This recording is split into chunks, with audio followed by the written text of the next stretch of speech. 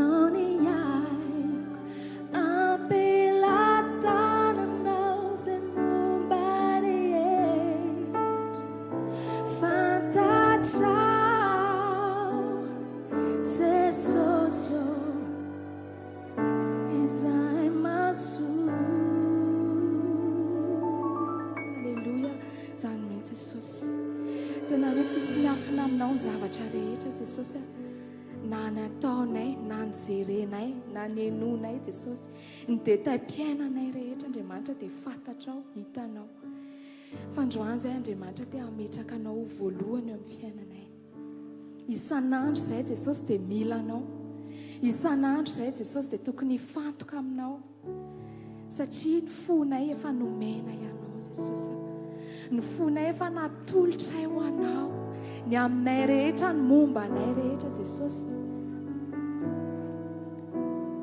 efa izay tianao Jesosy fa mila anao loatra izahay isan'andro isan'ora isa-tsegondra Jesosy ianao no ilainay halleluja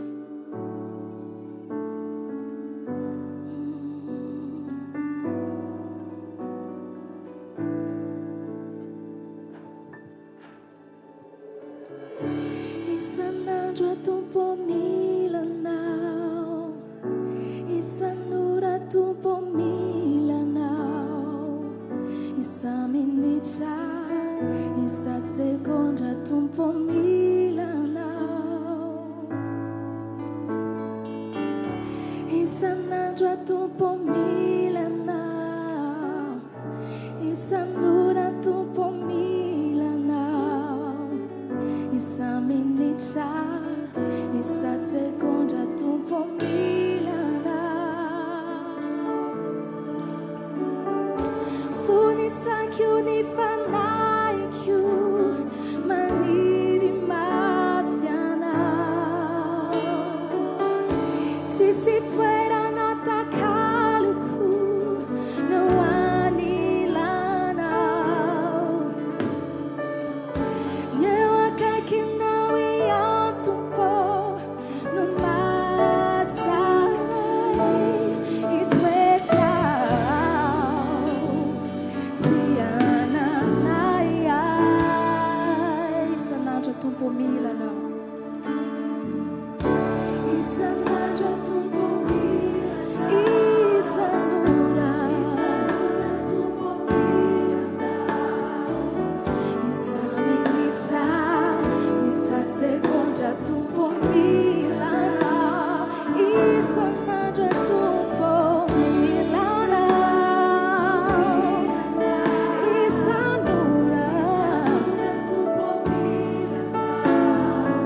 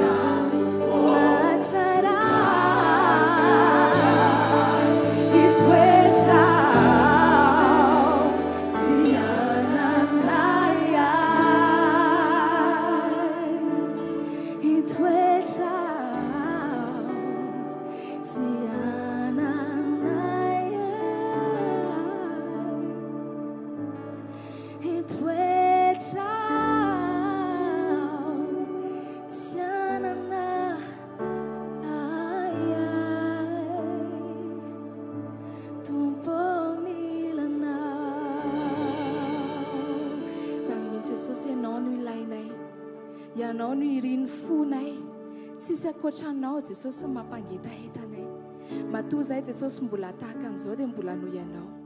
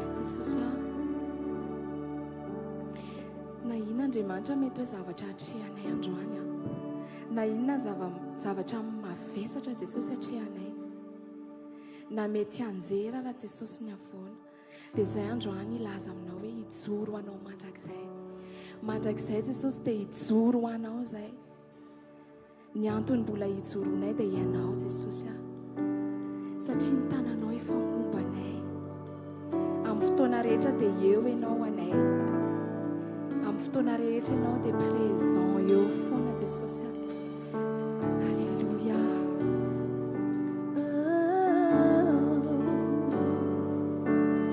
misaotra Jesosy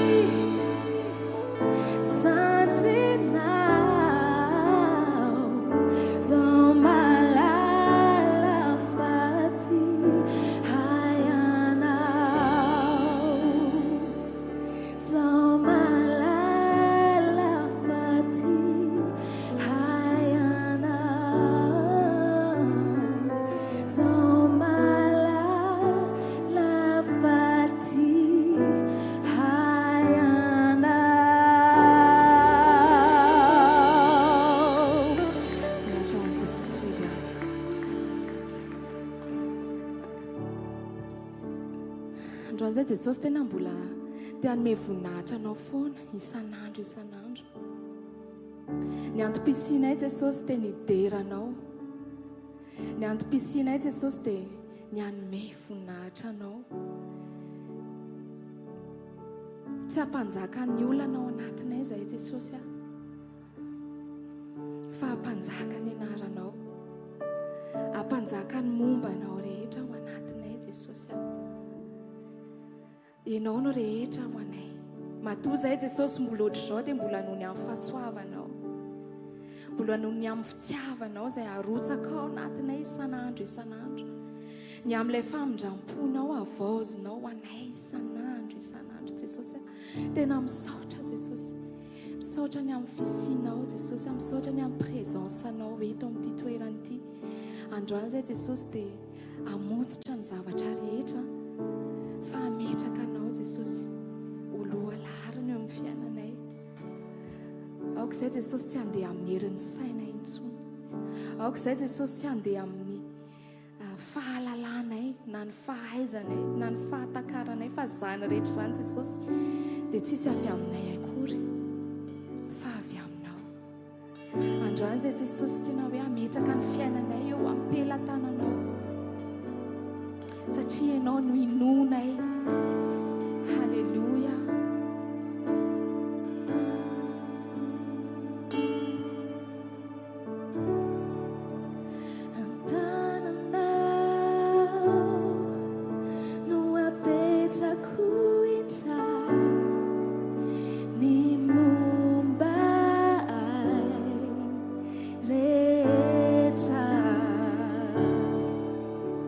Ni fiainako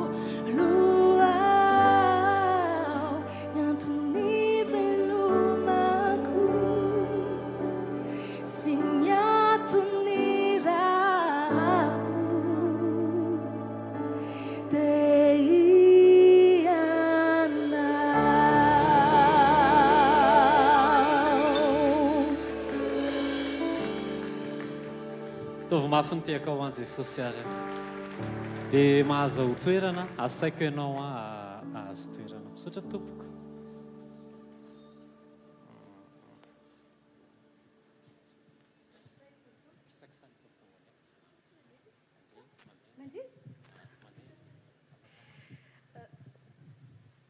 Jesosy tompoko tia manasiray atao Jesosy teo fiainako tamin'ny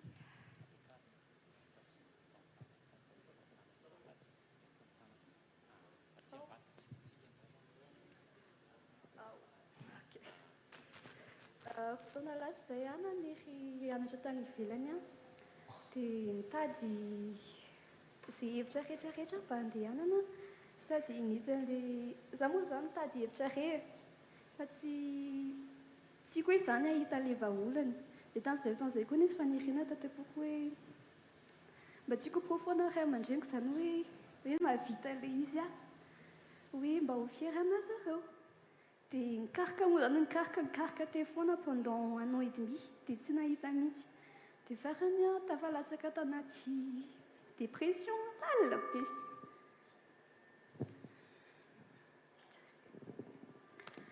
Dia tamin'izay fotoan'izay a tsapako hoe vao maika ary a mafy be tamiko ilay pression tamin'ilay ray aman-dreniko hoe satria zareo nisakra be taminay tamin'ny fiainany tena ils ont tout donné pour nous.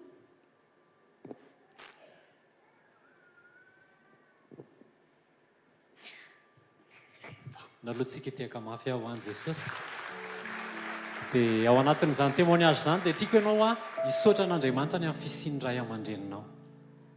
Tiako fantatry ny ankizy fa ny ray aman-dreny rehetrarehetra dia manome maximum ho an'ilay ankizy rehetrarehetra amin'ny hafa mafy a ho an'ny fisian'ny ray aman-dreny a izay nomeny Jesosy ny ankizy tsirairay avy.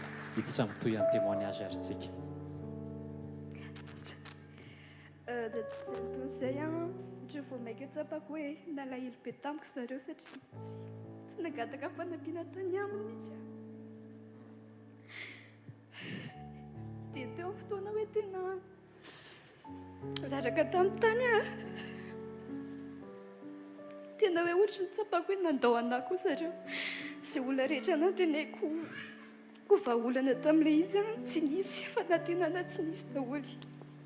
Tamin'ny fotoana io a ohatry hoe lasa voatery nitokana dia resaka tamin'i Jesosy hoe fa ahoana izao rehetrarehetra izao ohatry ny ezaka ihany efa tsy nety ilay izy. Dia tao anatin'io kay a tena resaka Jesosy nisy fimonomonona be dia be tany anatiko tamin'izay fotoana izay. Dia ohatry ny ilay question tamin'izany hoe fa maninona dia tamin'io no mampafantarin'i Jesosy hoe ianao mana tena ray aman-dreninao fieranao a mais c'est pas quelque chose tsy zavatra afaka contrôleko ilay izy. Dia tamin'izay fotoana izay tena tsapako ohatry ny tafio-drivotra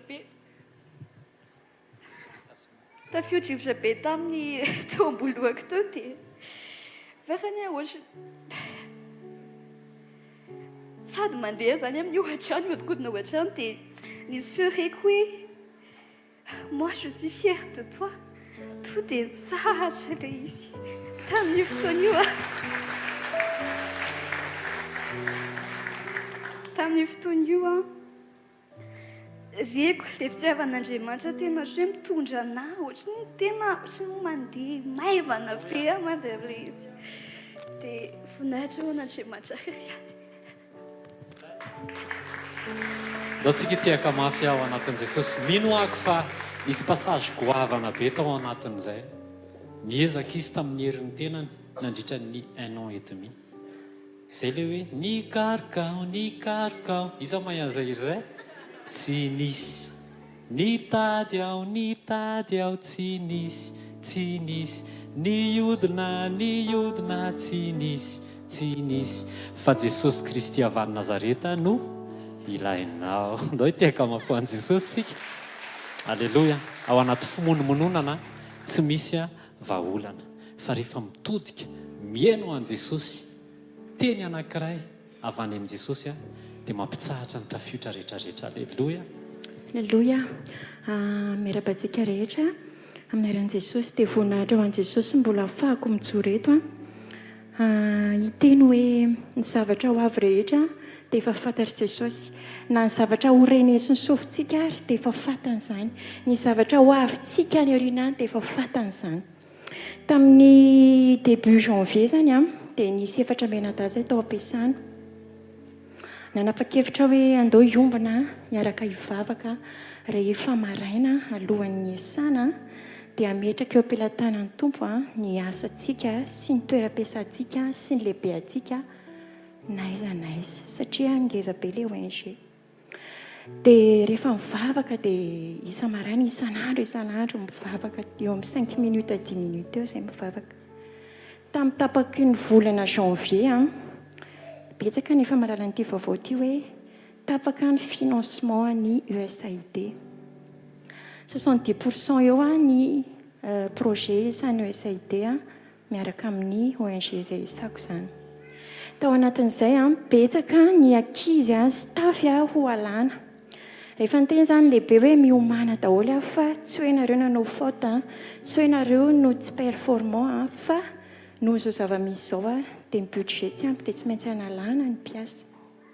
Tao anatin'izany zahay efatra menada dia tsy nihonana hoe izay efatra menada rery no nandeha hivavaka nametraka teo am-pelantan'Andriamanitra fa ny antso andreo mpiara-miasa vitsivitsy. Tao anatin'izany dia hoe na ao anatin'ilay listan'ilay staff andeha arytsika dia valim-bavaka daholo izany satria Andriamanitra micontrôle ny fiainantsika. Dia tao anatin'izany zay izany tena ohatran'ny hoe nataon'Andriamanitra tsapanay hoe horenareo io zavatra io fa ny manin'Andriamanitra ny fonay. Dia tao anatin'izay tapre an'io vaovao io dia lasa ny tombo izany ilay staff niaraka mivavaka taminay. Dia voninahitra ho an'i Jesosy. Dia mivoaka amin'izay ny résultat tamin'ny herinandro 90 ozy izy no miala. Dia rehefa taony dia nivory indray nanao olo staff izay dia hoe 70 indray. Or nefa rehefa mivoaka ny lista eo amin'ny 80 eo indray. Dia rehefa nijerena ny lista dia voninahitra ho an'i Jesosy fa tsy tao izahay staff kely izay indray fo tao amin'i Jesosy nametraka ny fiainanay teo am-pelantanan'i Jesosy. Voninahitra ho an'i Jesosy rirany. Tsika tiaka mafy ho an'i Jesosy. Mino rehefa nitiaka mafy ianao teo fa misy mafimafy noho izay. Halleloia. Manasa ny taty lanto azafady pasteur lanto azafady mba hiakatra ety aloha. Miarabantsika amin'ny anaran'i Jesosy dia voninahitra ho an'i Jesosy ny itsoloako vavolombelona momba ny zanako. Zako zany telo menadany zanako dia rovavy talohan'ny lehilahy kely. Dia tamin'izany teraka ny zanako faharoa dia sarotra be niterako anazy satria tataka be zany tany amin'ny utérus tany, tena tataka ny etezana mihitsy satria crampé tany dia tena ny etezana tamin'ny 6 heures mivadiko ny nasain'ny dokotera nanatrika ana hiteraka. Dia za zany tamin'izay zany tsy nety aloha tamin'ny hiteraka hoe za mozy mivadiko hoe taty aoriana hoe mila zazalahy hoe za tsy hiteraka intsony satria fa mafy be tamiko niteraka an'ilay anankiroa. Dia ohatr'izay nomeny Jesosy izay vitako. Dia avy eo dia ozy hanangana zazalahy zany ozy izy fa za te hanana zanaka lahy dia izay ataonao dia avy eo dia mipetraka nisy fotoana moa za tsy teto toerana fa tany ivelany dia tonga avy any dia mipetraka ny zaza dia ozy hoe za tsy hiteraka fa asoroko ity za sy ity. Dia fomba fanao tsika hoe fiainana moa zany hatramin'izay hoe isaky ny amin'ny 6 alina dia mivavaka alohan'ny atory. Dia vavaka tamin'ny 6 alina dia efa nieritreritra ilay hanala ilay zaza dia namonjy dokotera. Dia nisy dokotera tao amin'ny Girard aérobika dia io dokotera io chirurgien ao zany dia niteny taminy hoe za ozy izy tsy manao an'izany. Dia ozy taminy hoe ka za dokotera nijaly be tamin'izany teraka ny zanako faharoa. Dia niteneniko tambatambaziko teo izy za sady mitomany dia nanaiky ihany izy. Za ozy izy ao amin'ny inona moa ilay pentecôtiste fanamasina tsy haiko.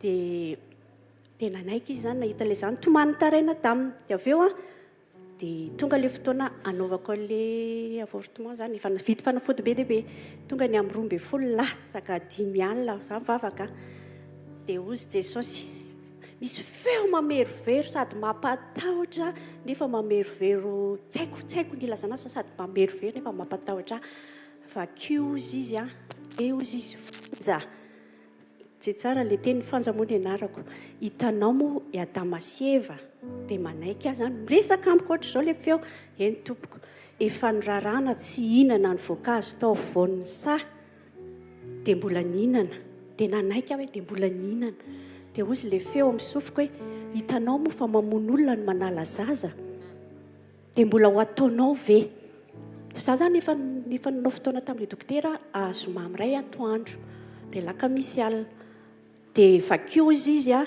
Isaia 29 13-14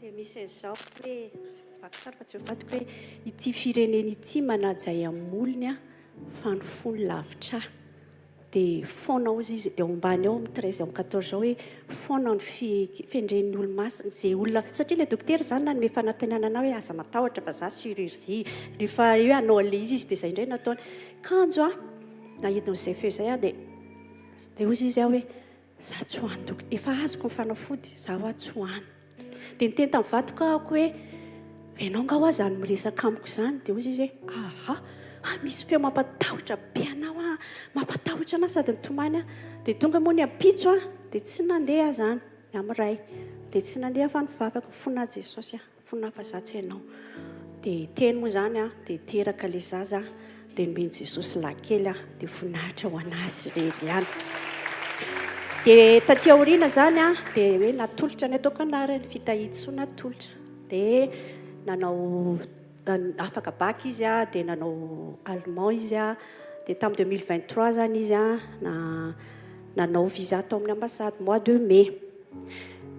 de mai nanomboka napiditra ny amin'ny visa tsy mivaly ny ankizy zany efa mivaly daholo mai juin juillet août dia zay nanao valy ny azy mbola tsy mivaly fin ny septembre vao nivaly ny vizany tao anatin'izay zany sady mitebiteby dia misy feo indray miteny anao hoe tsy voalazako va fa raha ino ianao dia hitanao ny voninahitr'Andriamanitra dia hitako mihitsy hoe mahasarotiny an Jesosy io zazy io satria nahasarotiny tsy nanasorako anazy tao anaty kiboko dia avy eo dia tonga ny dia ozy izy dia za zany miteny azy foana elava eo tsy mianatra mihitsy ve elala izy manidra izay sady efa stressé an'le visa tsy mivaly olona miteny dia neniko za foana tsy hitaneny ataoko dia avy eo dia nivaly le izy dia lasa moa izy zany dia voninahitra ho an Jesosy dia misy feo miteny ana aza monsieur référé amin'ny fiainanao amin'ny fiainan'olona aza mitsiriritra fa manana nomeny Jesosy ianao zany ianao amin'ny fiainanao dia manana Jesosy ianao tsirairay dia voninahitra ho an Jesosy fa androany moa zany anniversairen'izy io any Allemagne any dia ozy izy tsy taneny zany anisan'ny meilleur ao amin'ny ankizy ao aminay ary tena tia le dokotera sady amin'ny hôpitaly tia le dokotera be mihitsy fa ngase efa ela be nanao allemand fa na ny fiteny sy ary ohatrany hoe efa olona efa vao hery taona tamin'ny oktobra izy tany Allemagne nefa dia tena hoe faly zany le dokotera sy ny ao amin'ny hôpitaly dia voninahitra ho an Jesosy rery Låt oss kiteka mafia ho an Jesosy pastor mandroso tompoko azafady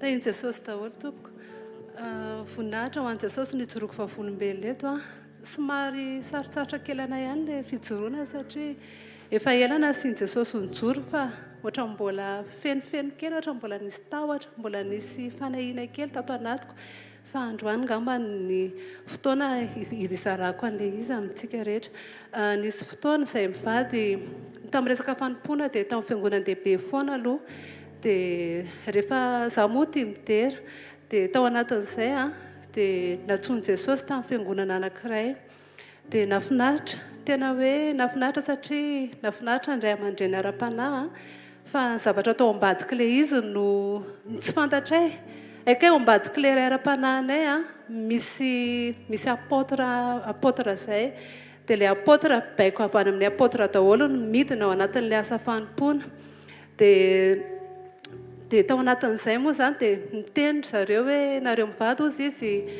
izay fahotana rehetra vitanareo mivady dia mila manao fanatitra nareo dia tsy maninona ho azy zany raha ohatra ka zay dia ahoana moa mifampiresaka zay ahoana moa ilay resaka fanatitra tamin'ny testamenta taloha dia taloha biby taloha ohatr'izao dia amin'izao izy izy vola dia arakaraka ny fahotanareo izy izy ny andoavanareo vola aty aminay dia nampiomehy be moa tamin'izay satria ilay vadiko iny ohatra ny manana toetra tsy haiko ohatra ny hoe nasiny arizato dia nasiny ronjato dia nasiny vola kely be tao anatiny dia ozy izy hoe dia za moa manany amin'ny foana hoe zany hoe misy arizato zany ny fahotantsika dia misy ronjato dia mangina ianao dia tsy azo vazivazina zany dia eny tompoko dia nangina aloha tamin'izay dia nandeha any dia misy fotoana amin'izay nanameloka anary zareo hoe rehefa leo anatin'ilay fanatrehana dia mitsingidina daholo ny olona dia za tsy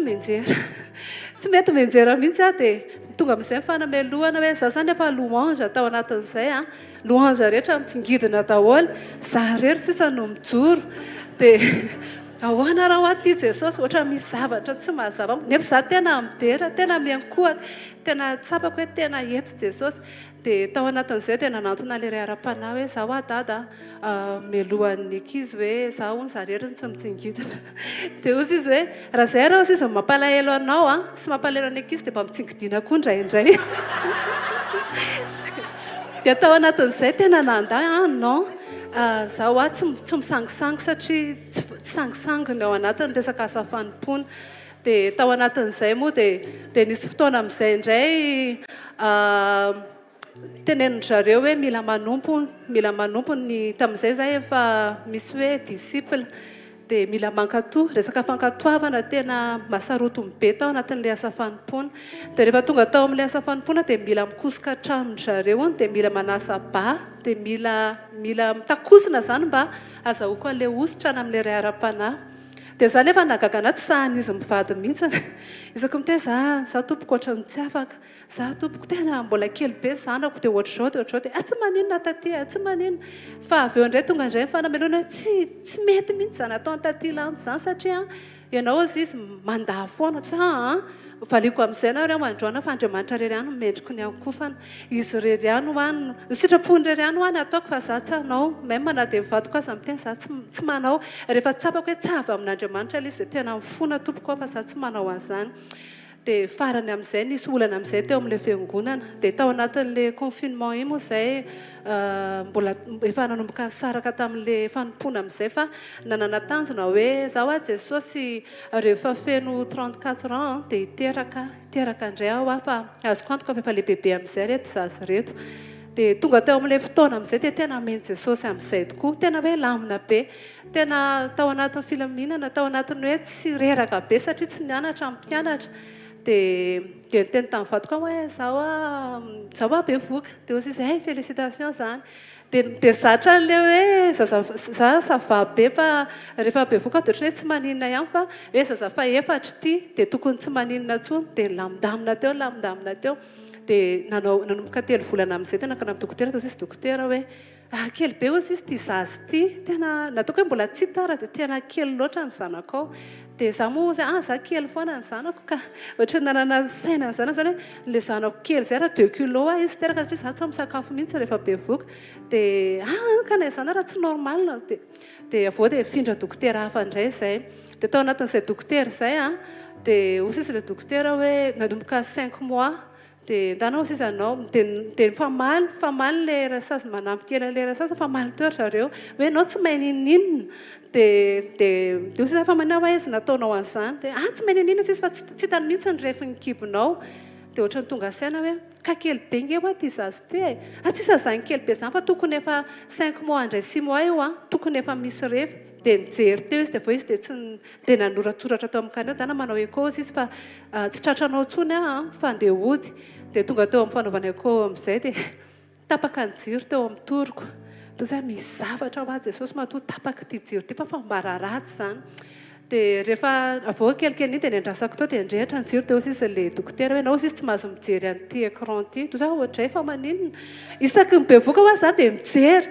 miaraka vadiko mijery dia tokony ho fantatra hoe lasa vavy ilay izy tsy mahazo mijery ianao fa mitodia ry amin'ny rindrina ry eny tompoko a dia ndana ozy izy mandeha dia aza sokafana mihitsy ty taratasy ity dia sokafanay fona eo ilay tsy fankatoavana sokafako ilay taratasy dia vao sokafako ilay taratasy dia grossesse arrêté dia taitra be tena jesosy a mbola zay zany ny amiko a satria tsy fantako hoe ahoana zany efa 5 mois atao kirtazy ve hodidiana ve hiditra hôpitaly ve dia nefa tamin'izay koa nilatsaka hoe tao anatin'ny confinement tsy niasa ntsony ny vadiko dia tena efa kely be sisa ny vola teo ampelantananay dia nanantona amin'ny papa satria tao anaty confinement fanginy jesosy nijery vidéo any amin'izay nijery toriteny dia nanantona dia ozy izy papa hoe jesosy ozy izy mamelona fa tsy mpamono dia nafahako ny antoraka bebe kokoa tamin'i jesosy ilay izy manaova délivrance ozy izy zokinay mivavava misy zavatra tsy normal nao dia tonga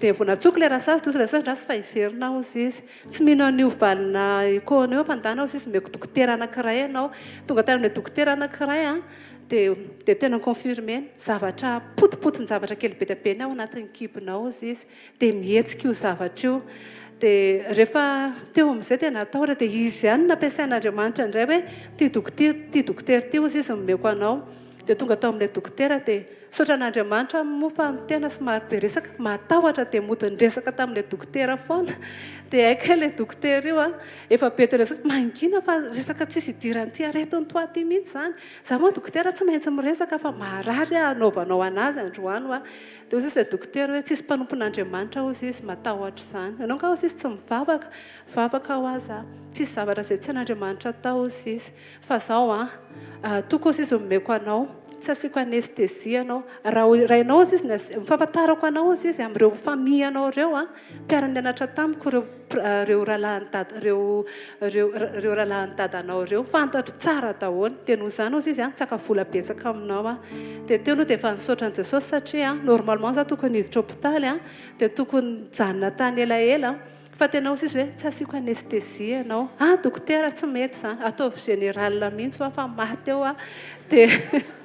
dia ozy izy hoe fa ahoana ary ianao ty amin'ny firy zao ozy izy toy hoe amin'ny enina arivo dia ozy izy hoe amin'ny enina sasany ozy izy vitantsika ty dia natao amin'izay tsy naharary mihitsy aloha dia miresaka foana ilay dokotera tena miresaka tsy mikombona mihitsy ny vavany dia tamin'ny farina amin'izay izy nangina dia tsemboka be dia zany nanomboka narary ao dokotera marary amin'ny firy zao jarako indray ao manontany anao androany dia ozy izy hoe amin'ny enina sasany ina ho antany anao dokotera amin'ny enina ka hatramin'ny enina sasany vity ty dia ozy izy hoe ty zavatra ty ozy izy tena sarotra amiko manao anazy farany zavatra ohatra lavalava izay dia ozy izy mantsana hoe mivavah ozy izy mivavaka foana dia mila mitodika amin'Andriamanitra fa zay vita ilay izy ozy izy dia iny ilay anestesia ataoko aminao indresaka iny dia voninahitra ho an'i Jesosy satria teoneo ihany dia nitsangana ndana ozy izy nahoana tsira be ary ianao dia tsy maninona mihitsy fa ny zavatra tiako fitiana amin'ity témoignageko ity dia izao hoe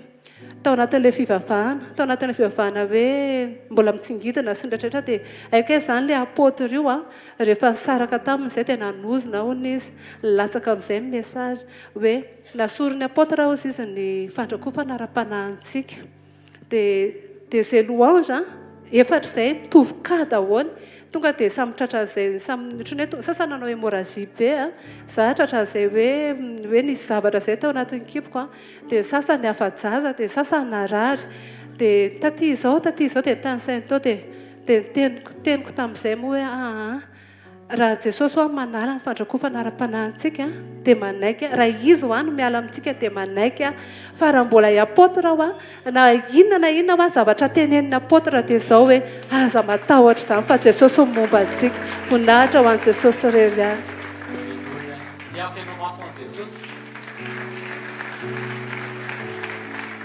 rehefa feontsika manao commentaire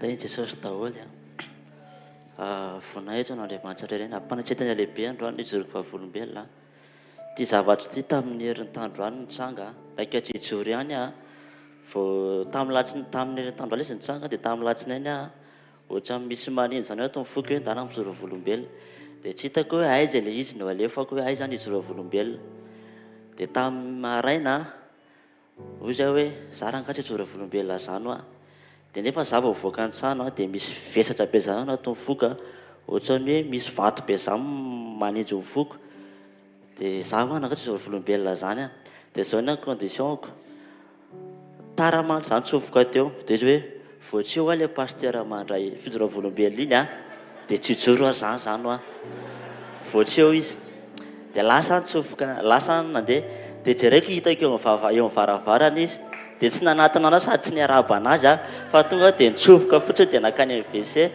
dia rehefa kany amin'ny WC dia jereko mbola eo ihany izy dia lasa tonga dia nitsofoka dia naka plasy dia rehefa naka plasy a dia vao may misy maninzy eny tena atao mifoka dia tsy hitako izay atao mivavaka dia tsy tafiditra mira dia tsy tafiditra tsy hitako izay atao lasa mivoaka mbola hitakeo izy tsisy olona nresaka taminazy a dia tonga dia nresaka izy zao joro volombelona dia eno izy izy vonaitra ho antomporery ihany a tamin'ny heritandroany a avy mivavaka dia le niorina moa avy be re tamin'ny arivo dia zao ny ao anatin'ny saiko iny an-dalana eny reraka ho aza fa tsy vavaka otriny miala tonga dia atory a dia foa maray ny andro zay ny tao an-tsaiko dia ny andro koa mahafinyorina dia lena be a dia zarako ary lena dia mba tonga dia manao mafana dia matory dia tonga tao an-trano a dia vitako le izy sakafo dia tonga dia natory tonga tamin'ny isako ny matory manomboka amin'ny 7 alina isan'andro a dia misy adoration zay foana alefako mandeha paray ny andro enoko a dia am'raika amby folo lasa ray eo a manomboka eo mifo mivavaka dia tsy nataoko zay fa za ohatry Jesosy mba akaina fa reraka dia tsy nalefako le telefony na tsy mifoa tamin'ny raika amby folo sy tamin'ny tsy mifoa dia tonga dia natory tonga tamin'ny raika amby folo alina zanako zokinay moa matory ao an-tranonay dia tonga tamin'ny raika amby folo alina dia tonga dia taitra dia misy fana manindry zanako zokinay tonga dia mitomany be izy dia mitomany be izy dia vetivety io izy dia mangina dia avindray izy mitomany be rehefa mitomany izy a dia kinday le fana dia tsy mahavita mitomany indray fa mikikika be dia avindray izy mitomany dia tonga dia taitra dia mipetraka dia vetivety indray ny atokotaninay misy andihana lehilahy maro be mivezivezy eo atokotany Jesosy inona ary zany a za tsy natahotra fa tonga dia tao anatin'ny saiko hoe fadisoko le izy tsy niambina satria fiambiana tokony ataoko a dia tsy nataoko le izy dia avy eo Jesosy dia ahoana re zany nidretsaretra tao an-trano natahotra daholo fa za tsy natahotra Jesosy a dia tonga dia mifoa tamin'ny raika amby folo dia miveloko le telefona nalefako le adoration a verina mivavaka vetivety eo a ray segona angambany a to dia nijanona le izy a tsisy nitsangatsony a natory ampilamina ny zanako zokinay a ny afatra ao ambadika le izy dia zao hoe mety efa mpanompon'Andriamanitra ianao a mety mivavaka ianao androany dia aiza manao an'ity teny ity hoe efa mivavaka androany dia tsy vavaka ntsony aho rehefa amin'ny alina fa mila mivavaka ianao a isan'andro tsaro fa ny devolo tsy micomprendre aminao hoe reraka ianao dia miteny koa izy hoe reraka hoana izy fa andao aloha tsy ataky anazy ny devolo miataky anao foana na reraka ianao raha tsy reraka dia miataky anao foana ny devolo a tompo omena voninahitra sotra tompo ny azo farany androany a mandrotsy rahalahy miarabantsika rehetra amin'ny anaran'i Jesosy voninahitra ho an'Andriamanitra moa no hijoroko eto ny fijoroana vavolombelona joroko eto dia resaka fahalalana ny sitrapon'Andriamanitra zava-dehibe daholo zany no hoe voata ara-bola amin'ny zavatra rehetratra zava-dehibe zany fa zako matoky fa zava-dehibe koa ny joroko raha mahazo fahalalana amin'Andriamanitra satria ten'Andriamanitra milaza hoe varoto ny fanananao rehetra dia amin'ity fahalalana voatelo herinandro aho zay no tonga teto fa nitelo ny androany zahako amin'ny fiangonana rahavavy hafa mbola any ary moa za fa misy fanahy mandresy lahatra na hoe mijoro eto satria ny fahalalana be da be ny zavatra nandrakotra ny masom-panahiko io tsy fantatro tsy hitako tamina nipokan Jesosy nandritry ny fotoana maro fa nandritry ny fotoana nandrenesako ny afatra ny eto mpanompon'Andriamanitra teto a dia be da be ny zavatra fantatro be da be ny zavatra takatro satria za dia olona sarotiny amin'ny resaka fitoriana filazantsara be da be no mitoriteny amin'io karazana radio io a fa ny akamaroany dia efa hitako daholo izy io fa za sarotiny raha misy zany mitory filazany tsara ilaza hoe hitoriteny eto amiko hoe resaka zavatry ny tany dia miala maina izy raha zany no toriany eto amiko fa matokoa zany toetra tamin'io fiangonana nisy anahy io a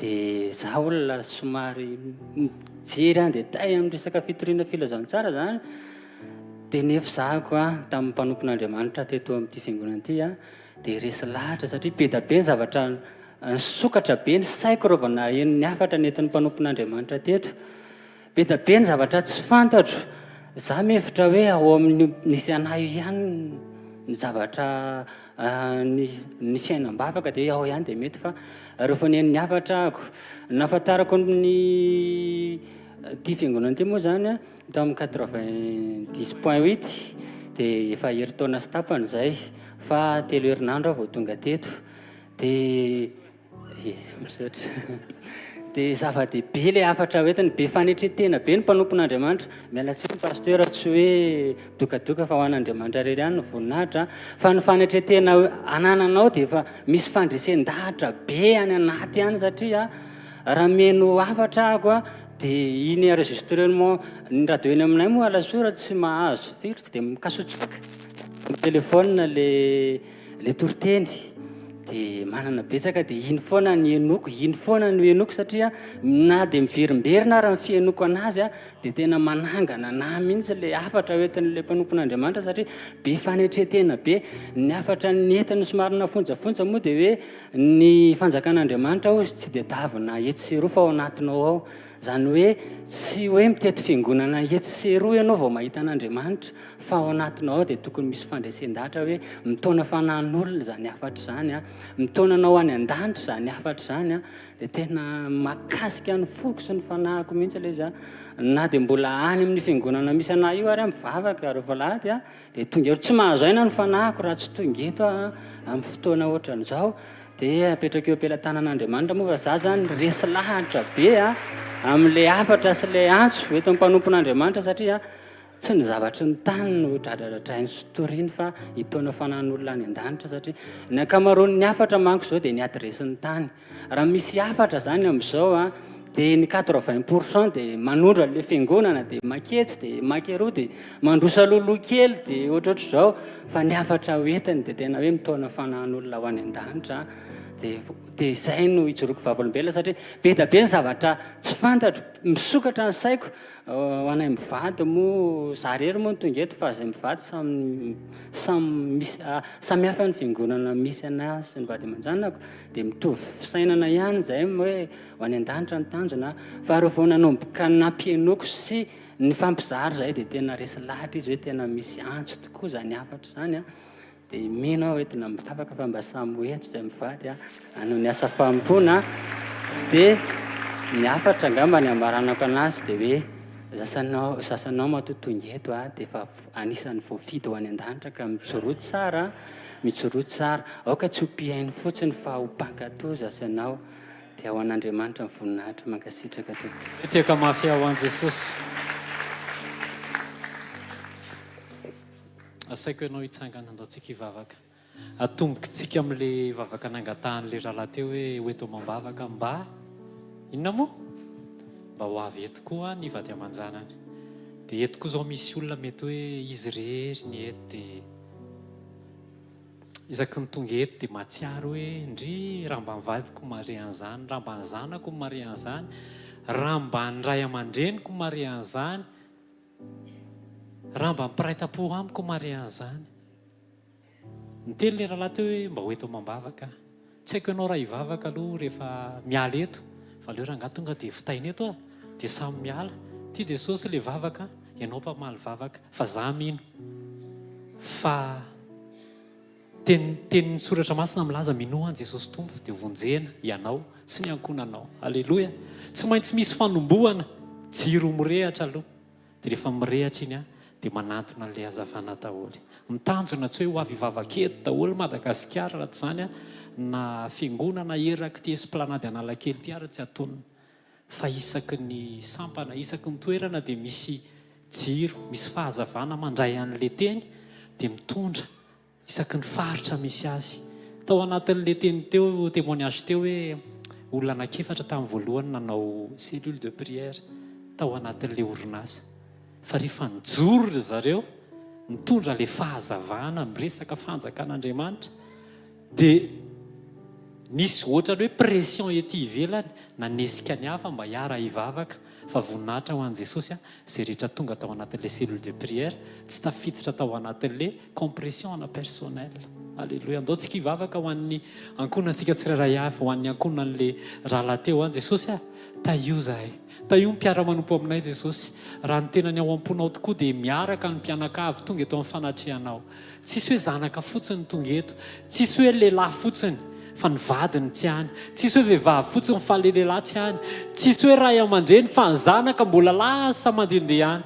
Fa raha ny ao am-ponao Jesosy dia izahay sy ny ankonanay dia miaraka eto amin'ny fanatrehanao mandray teny tsisy kilema ary miara-mandroso.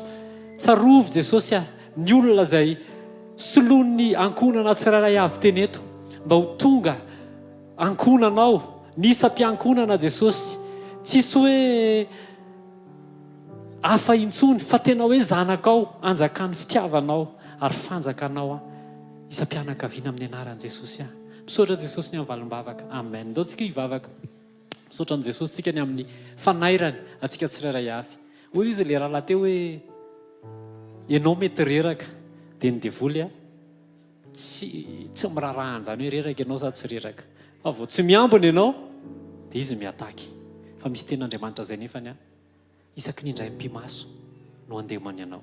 Fa ndrao misy manimba anao dia miaro anao izy, zany ny rainao, zany no mity hafa mafy ho an'ny rainao.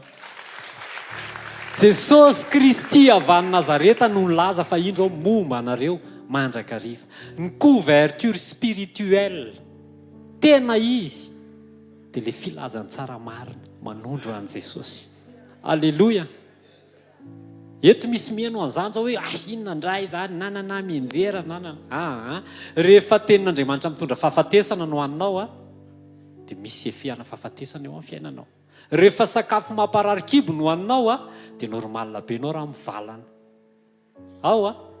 Fa andaontsika merina an'i Jesosy eo amin'ny plasiny. Jesosy irery ihany dia Jesosy hatrany. Izy ny couverture spirituelle anao, izy ny mamoa anao. Tsy foana ny jerevy tsara ilay témoignage le rahalahy teo fa tairiny fotsiny izy hoe tsy ny ambony ianao, jerevy fa misy fanaratsy tonga miodiody.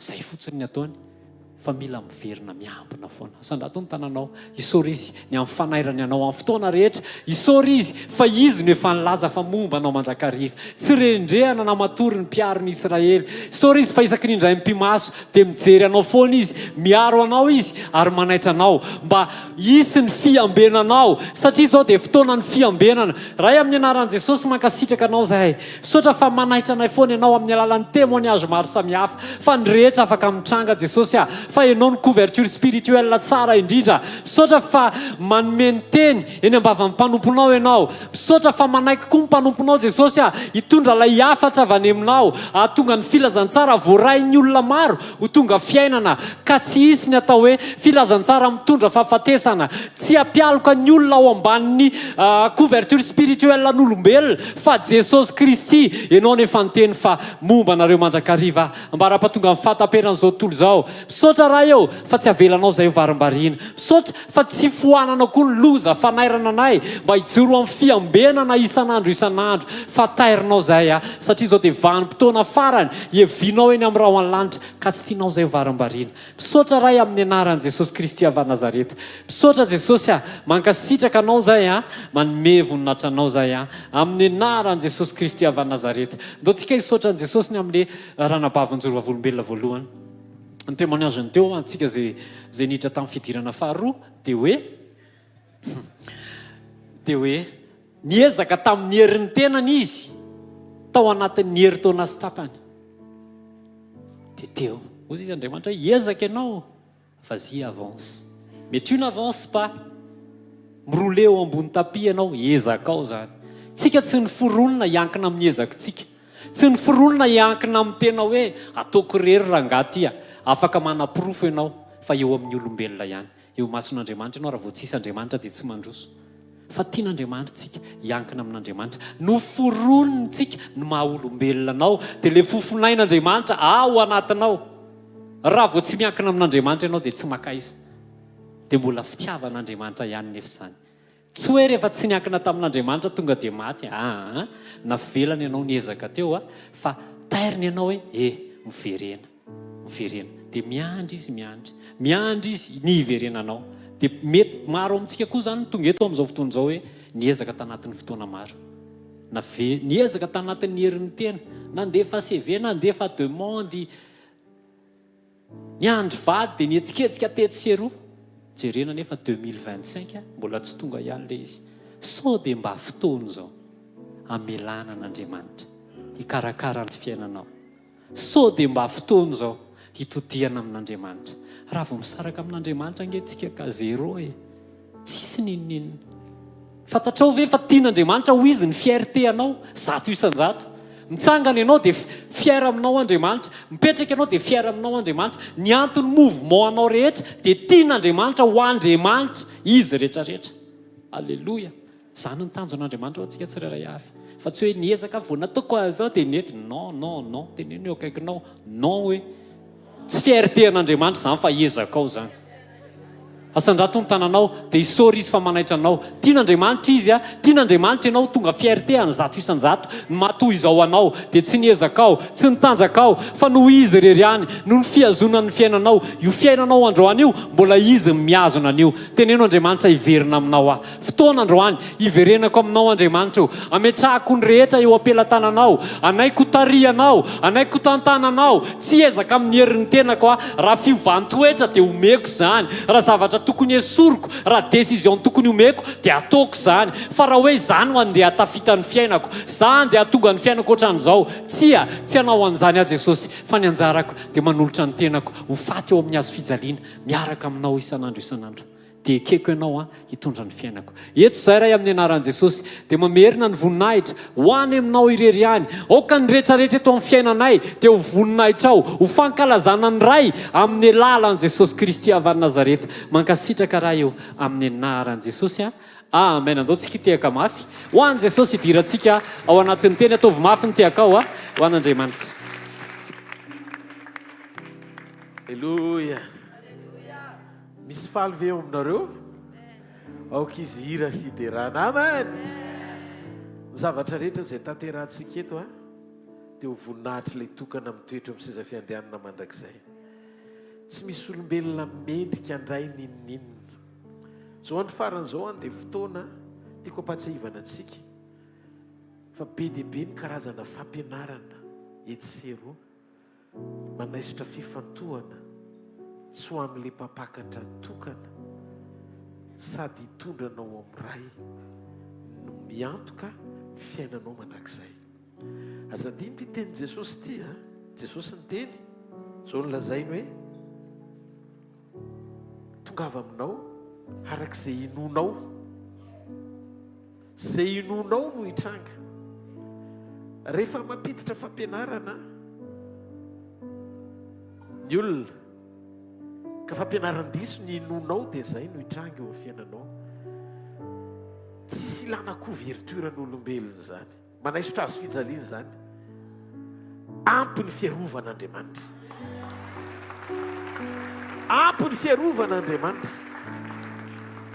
tsisy niza tokony ampy orooro anao ka tonga ny finoanao ino fa raha tsy eo amin'ny fiainanao olona anankiray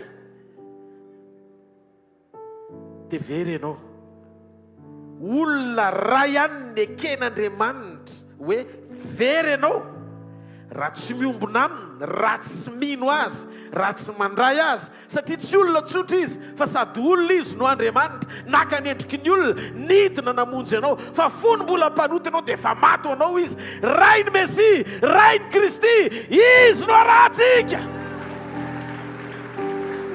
Jesosy no anarany halleluia. Tsy misy afa-tsy Jesosy irery ihany. Amin'izao manomboka maro ny fampianarana manaisotra ny azo fijaliana dia mila mitandrina tsara ianao. Zay dia nanana vavaka sy discernement amin'ny zavatra renesiny sofina, mety ho lasa finoana ao anatinao satria mety hanimba ny fijoroanao zay. Lasa hialika ao ambany fahefan'ny olona tsy tanteraka ianao, nefa Andriamanitra efa afa-po tamin'ny olona tanteraka anankiray nanao ny sitrapony rehetra, sady feno fahamasinana ny feno fahatsarana. Jesosy Kristy mpanjaka ny mpanjaka. Izy rery Jesosy reriany filazantsara soa nentin'ireo mpanompo torina amina maizina vokoa izao rehetra izao nefa eny mazava jereo leo kaikinao na miposakavina. Aleluia.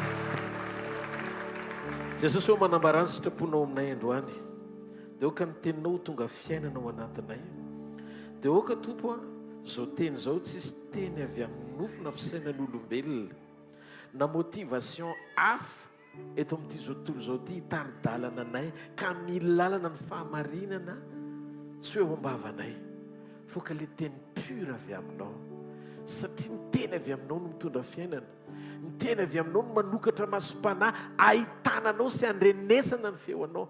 Sotra Jesosy fa tsisy pastera tonga tany amin'le ranabavonjoro vavolombelona nananatra azy tsy mety ny manala zaza fa mamon'olona, fa rehefa ianao no niditra tsehatra dia niova ny zavatra rehetra.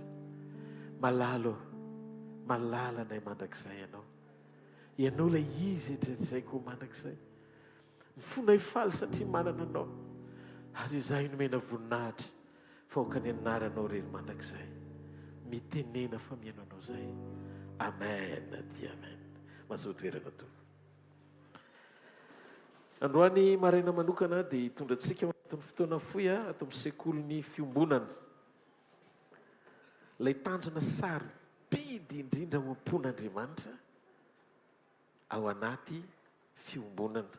Misy zavatra mila fantatsika fa tanjon'Andriamanitra sarobidy indrindra aminy ao anaty communion.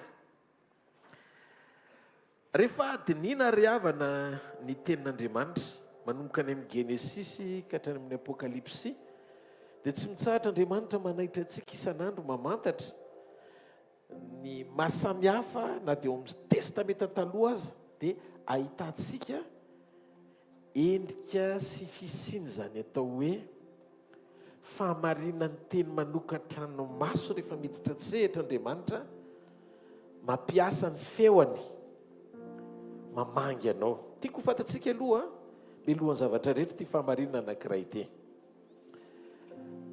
Tsy mitovy ny hoe Andriamanitra miteny aminao sy Andriamanitra vakinao ao amin'ny teny. Voalohany indrindra,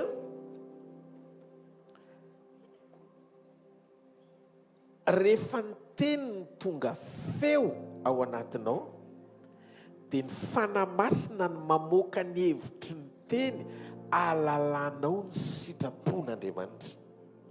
Zay no atao hoe révélation. Jereo kely ny Deutéronomie, bokin'ny Deutéronomie 5:12, ny 5:5. Ozy izy, raha mihaino tsara ny feo an' Jehovah Andriamanitra ao ianao ka mitandrina anaraka izao lalàna rehetra izao zay andidiko anao anio. Raha mihaino feo an'Andriamanitra fa tsy hoe mamaky teny fotsiny. Tsy mitovy ny hoe teny vakiana sy feo voaray avy ao amin'le teny izay ny vakiana. Ny ten'Andriamanitra dia maneho amintsika fa ao amin'ny Baiboly dia misy soratanana vakiana nomeny tsindrimandrin'Andriamanitra. Io le atao hoe logos na teny. Fa rehefa tonga feo le izy, oentin'ny fanamasina manomenao fantsiana amin'ny zavatra manokana ao anatinao dia manomboka mahazo zavatra miavaka avy amin'Andriamanitra ianao, na fantsiana, na fananganana, na fanamboarana, fa tsy tokony hivoana amin'ilay teny voasoratra sy voarakitra, le feo asehon'Andriamanitra sy lazain'Andriamanitra ao am-ponao. Ny tenin'Andriamanitra zany dia ho an'ny rehetra, fa ny feon'Andriamanitra kosa dia manokana na individuel. Rehefa mitory azy zao dia mitondra hafatra ho an'ny rehetra.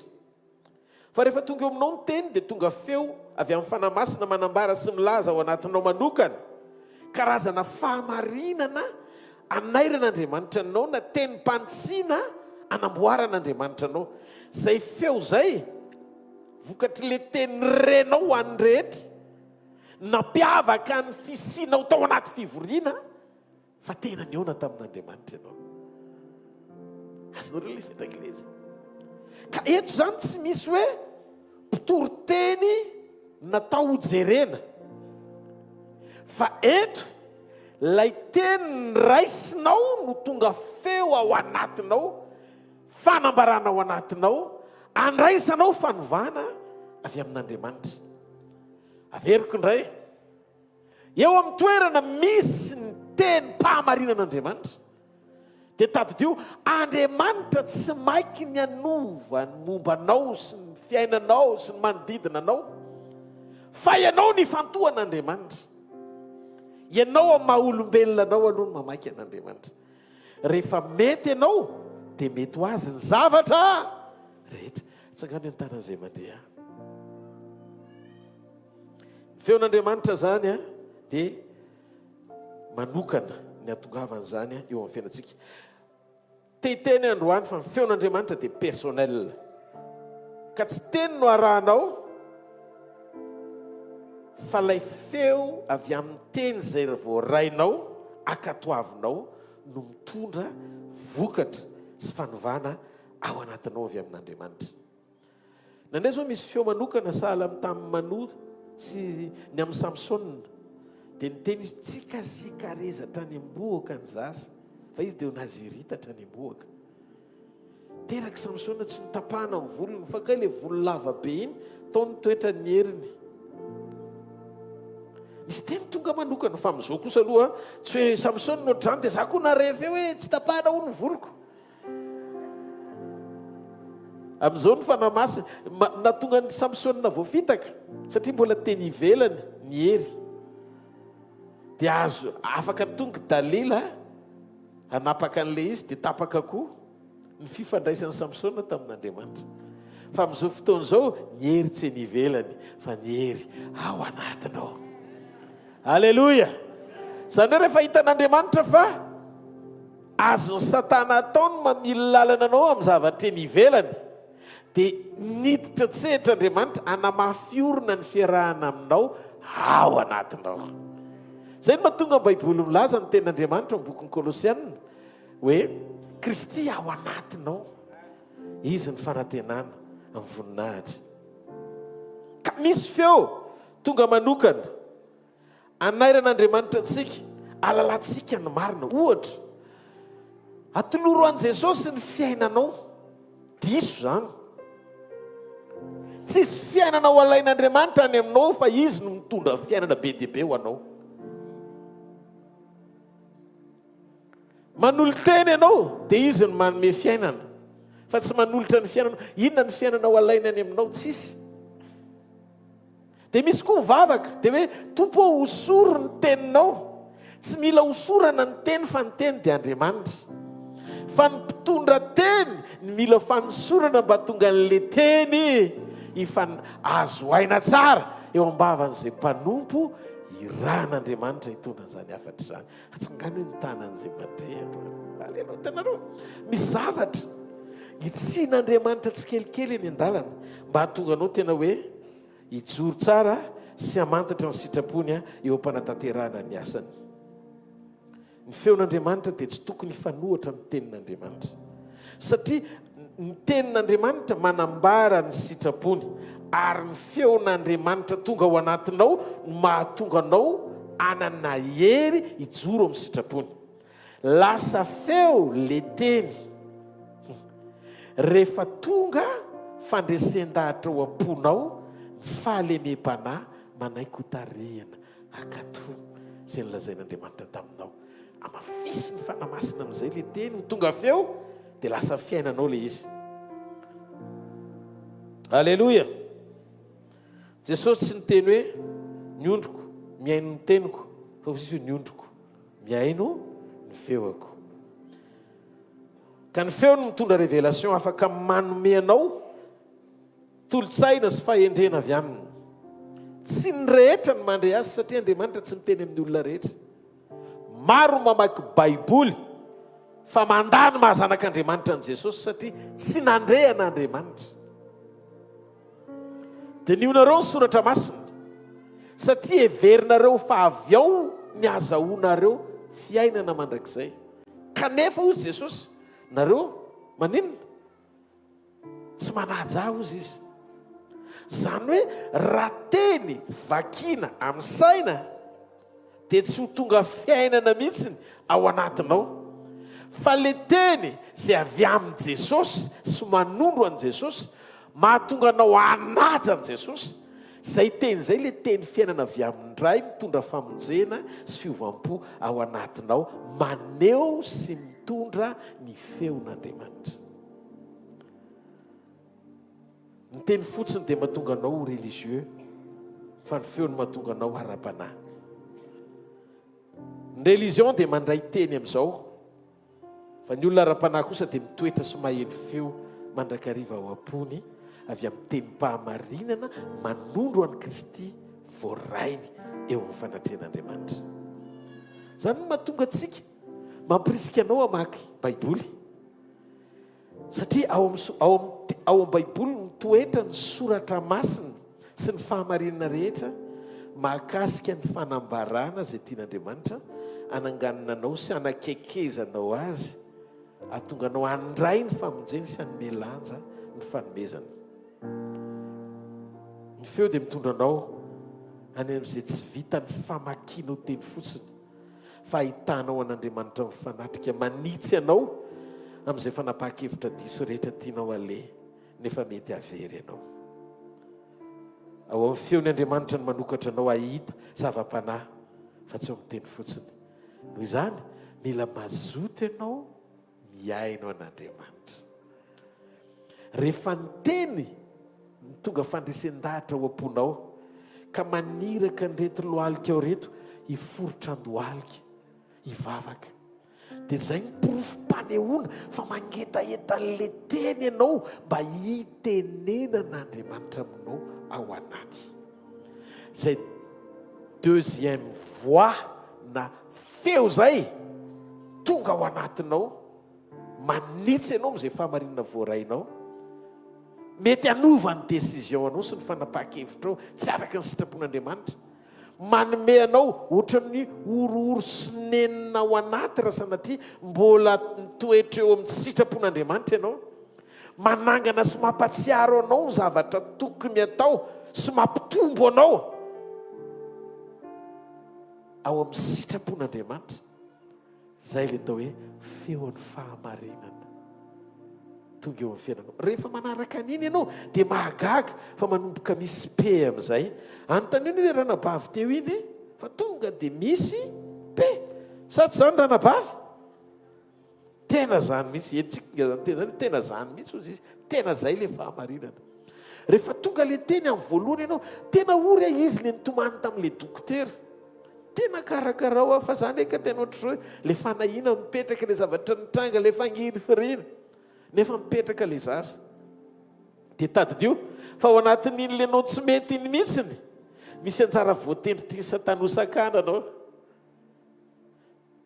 Dia eritrereto nanomboka tsy nahazo aina amin'izay amin'ny alina satria tonga ny tenin'Andriamanitra raha tsy mivavaka zao izy tsy nandray an'izay visity zay, izay famanginy zay.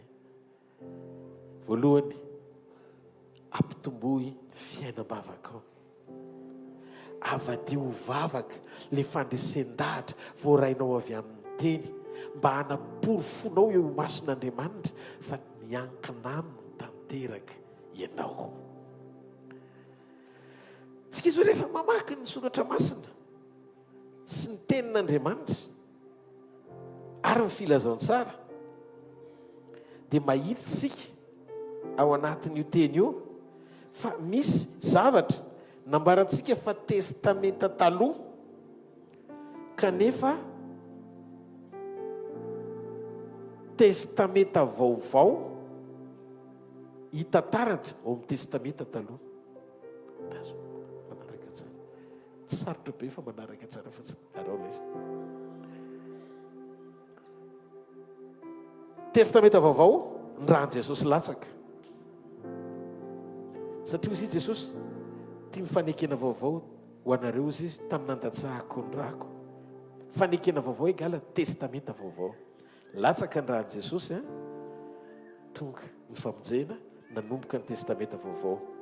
Ny filazaon-tsara zany tsy testamenta vaovao satria tamin'i Jesosy teto an-tany naseho tao amin'ny endriky ny olona mbola tsy latsa-dra izy. Fa raha vao latsaka ny rahany vao nanomboka ny testamenta vaovao. Ny testamenta vaovao zany manomboka amin'ny asan'ny apôstôly raha tokony ho izy. Fa ny filazaon-tsara dia tantara maneho ny zavatra mitranga melohana ny sehoan'le fanekena vaovao tamin'ny fotoana nandatsahany Jesosy ny rany. Dikan'izay sokajitsika teto le izy nisy fotoana mahakasika ny hoe story na ny tantaran'i Jesosy voarakitra anatin'ny Baiboly sy ny fiainany, ny lalovany tamin'ny natongavany amita ny mission ampahafatesany teo amin'ny toerantsika mba hatonga ny fiangonana ho teraka taorian'ny fitsanganany aneo ny famonjeny sy izary zany amin'ny hafa ihany koa tahaka ny fandresen-dahatra ao androany ka natonga anao ho zanak'Andriamanitra. Ndaony hoe ho jerentsika vetivety izy ao amin'le bokin'ny testamenta taloha aza ny voalaza fa tsy tokony ao amin'ny testamenta taloha araka ny fanambaran'i Jesosy azy. Ndao no jerentsika bokin'ny Hebreo vetivety. Ao bokin'ny Hebreo dia toko favalo ny andininy favalo. Zay zao le hoe mandinika teny tsara ianao dia omen'Andriamanitra fahendrena. Manomboka amin'ny andininy favalo amin'ny Hebreo toko favalo. Fa manome tsin'ny olona izy manao hoe indro avy ny andro Jehova izay naovako fanekena vaovao amin'ny taranak'Israely sy ny taranak'i Joda. Nefa tsy araka ny fanekena nataoko tamin'ny razany tamin'ny andro ny tantanako azy nitondro azy ny voaka avy tany amin'ny tany Egipta fa izy ireny tsy nitoetra tamin'ny fanekeko ary za kosa dia tsy nitandrina azy o Jehova. Hitanareo? Etsany Andriamanitra naneo ny tao am-pony hoe indro avy ny andro Jehova izay naovako fanekena vaovao amin'ny taranak'Israely. Ny fanekena vaovao ny fahatongavan'i Jesosy. Nefa tsy araka ny fanekena nataoko tamin'ny razany ny testamenta taloha fanekena voalohany tamin'ny andro ny tantanako azy nitondra azy nivoaka avy tany amin'ny tany Egipta. Ndiky fa ny testamenta taloha nanomboka teo amin'ny Exodosy. Ny Exode tsinona le voalaza io hoe ny fanekena nataoko tamin'ny razany tamin'ny tondrako azy nivoaka avy tany amin'ny tany Egipta. Ndika zany fa ny testamenta taloha dia manomboka amin'ny fotoana nitondran'Andriamanitra ny zanak'Israely nivoaka amin'ny tany Egipta. Ny Exode ka hatramin'ny Malaky ny testamenta taloha fa ny Genesis kosa narafitra ao amin'ny testamenta taloha satria vision nampahitanan'i Moïse nosoratany tamin'ny zavatra ny se-passé tany aloha tsy hitany nefa tian'Andriamanitra anehoana amin'ny Moïse ny zavatra nitrangany amin'ny fahamarinana nisy tany ampanomboana. Andriamanitra zany se présenté tamin'i Moïse fa izy la izy hatrehatr'izay ko mandrakizay. Dikan'izay ny éternité passée tsy hitan'i Moïse. Dia za mino fa tamin'ny fotoana ny tenenan'i Mosesy hoe anehoany voninahitra ao aho. Dia ozy izy Andriamanitra tsy misy olona ozy izy manatrika ny tavako dia ho velona fa ny voko no asehoko anao lamosina.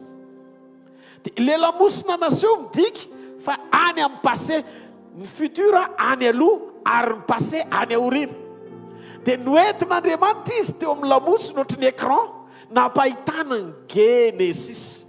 Ny Genesis fanomboana ary le fanombohany maneho fa Andriamanitra sy ny tontolo-pamoronany ary ny olona tao hoe Adama sy ny tantarany rehetra ara-pirazanana mandra-patoga teo amin'ny Mosesy izay tsy voatery ho hitany na fantany na reny nampahitan'Andriamanitra azy zany hoe noentin'Andriamanitra miverina kely izy ahalala azy tany amin'ny tontolo mandrakizay mbola tsy nahitany azy.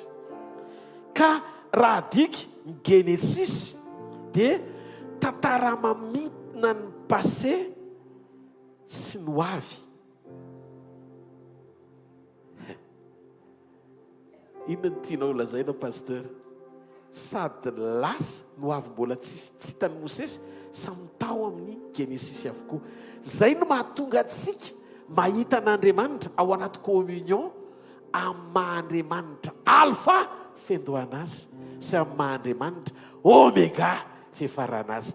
Inona ny tiany Baiboly sy ny ten'Andriamanitra lazaina jereo ny bokyny Matthieu 7:20. Ao Matthieu 7:20 ny 9:7 ka hatramin'ny 9:4. Anisy fariseo nanantona azy dia nakafana azy hoe mahazo misaotra mivady mivany lehilahy noho izay rehetra entiny hampangany azy na inona na inona. Ary Jesosy namalika nanao hoe tsy mbola mivakianareo va ny teny fa izay nahary azy hatramin'ny voalohany dia nahary azy ho lasy vavy ka dia manao hoe dia nanao hoe ary noho izany lehilahy dia andao ny rainy sy ny reny ka ikambana amin'ny vadiny ary dia ho nofo iray ihany izy roa. Ka dia tsy ho roa intsony izy fa nofo iray ihany. Ko amin'izany izay nampiraisin'Andriamanitra dia oka tsy ho ampisarahan'olombelona. Dia hoy ireo tamin'ny nahoana ary Mosesy nandidy hanome taratasy fisaoram-bady sy hisaotra azy. Dia hoy Jesosy tamin'ny ny amafy ny fonareo no namelan'ny Mosesy anareo hisaobady fa tamin'ny voalohany dia tsy mba toy izany. Hitanareo? Nanome Jesosy ny fahasamihafan'ny fahatongavany Moïse nitondra lalàna testameta taloha sy ny fisiany Genesis ny sarian'i Jesosy ny sain'izay rehetra mpanaraka ny Mosesy tamin'ny testameta taloha alala fa ao amin'ny Genesis ny rafim-panehoana ny fahafenoan'ny programa anehoan'Andriamanitra sy anomanan'Andriamanitra ny fanekena vaovao.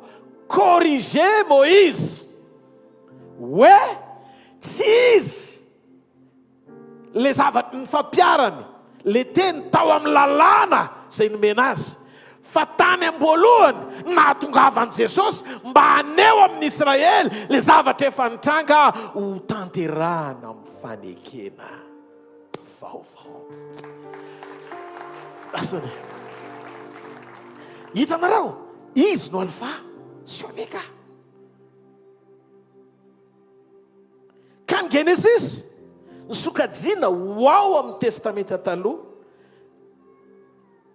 tamin'ny alalan'ny vision izay nomenan'i Moïse anoratra ny fisian'ny Genesis sy nahalala ny zavatra nitranga tany aloha. Fa ny Genesis tsy testameta taloha eo ambany lalàna manambara mikasika momba ny fanondrona ny fahatongavan'i Moïse fa manondro an Jesosy Kristy ihany koa. Zany hoe ny Genesis dia fanombohana sy fiandohana. Raha diky ny Genesis fanombohana sy fiandohana fa ny testameta taloha manomboka eo amin'ny Exode ka hatramin'ny Malaki. Tamin'ny voalohany dia Genesis ary ny Genesis tsy testameta taloha fa fanombohana fa ny testameta taloha dia Exode hatramin'ny Malaki. Hojerentsika fa ny testameta taloha dia tadio maneho momba ny lalàna. Ary eto Jesosy dia miteny ao Matthieu 7:20 nanitsy an'i Mosesy hoe ny amafy ny fonareo no natonga Mosesy fa tsy ohatr' izany tany aloha. Zany hoe nareo tsy mahalala fa tsy ny zavatra mitranga androany fa ny fampiarana ny zavatra tian'Andriamanitra tao anie tsy tokony hifanohatra tamin'ny zavatra namoronan'Andriamanitra azy. Noho izany tsy ho possible mandrakizay mihitsiny ny haneken'Andriamanitra fanambadiany lasilahy sy vavy. Tsy possible satria tsy ohatr' izany tany am-boalohany. Tsy possible koa nitrangan'izany hoe laharoa dia lahatelo na mihoatra ny ray na vavy efatra dia laharay. Tsy ho possible mandrakizay ihany koa ny fisiany zany tranga izany satria tsy tahaka izany tany am-boalohany. nanao jerentsika fa tsy ao amin'ny jaona toko favalo andiny fa enina amin'ny dimampolo vetivety jaona toko favalo ny andiny fa enina amin'ny dimampolo. Inona ny zavatra mitranga ao? Ravoravo Abrahama rainareo izy ahita ny androko ary nahita izy ka faly. Ravoravo ny Abrahama fa taizy Jesosy sy Abrahama no mifankahita.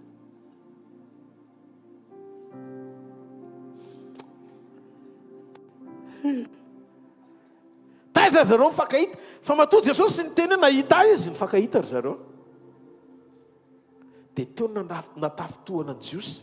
Teo izy ny Jiosy hoe ianao mbola tsy ampy 10 taona akory ka ianao milaza fa nahita ny Abrahama. Mampome koa ty mpaminany ty ozy izy ny Jiosy.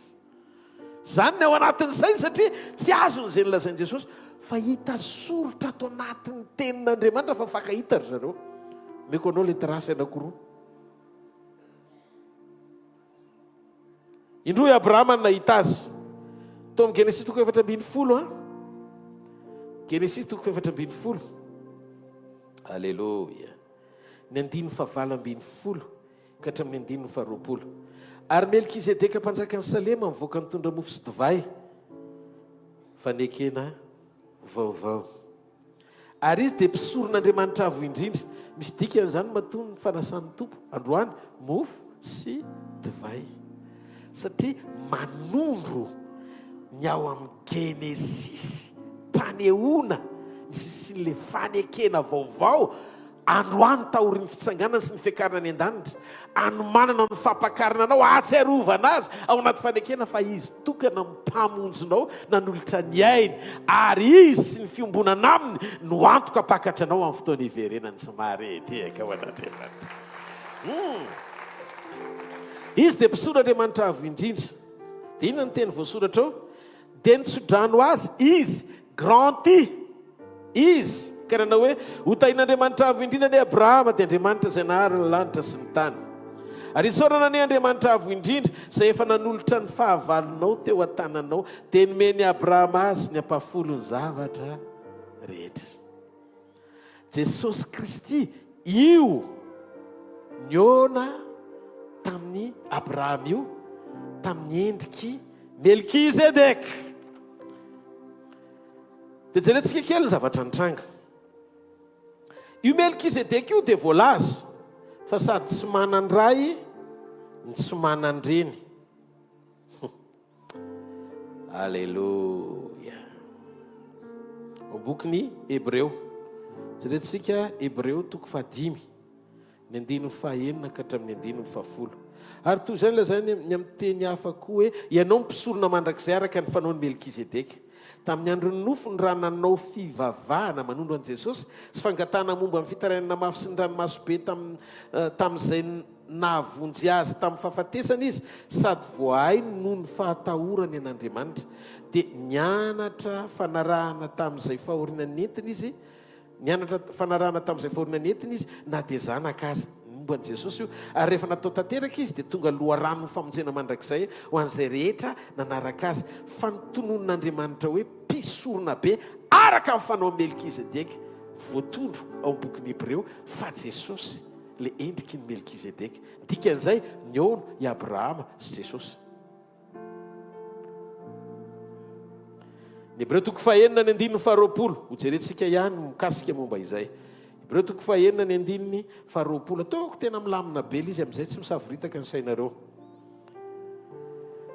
Tany no nidiran'i Jesosy ho mpialohantsika rehefa tonga mpisorona mandrakizay araka amin'ny fanaon'ny Melkizedeka izy. Ny Hebreo toko 7:1 ka hatramin'ny 4.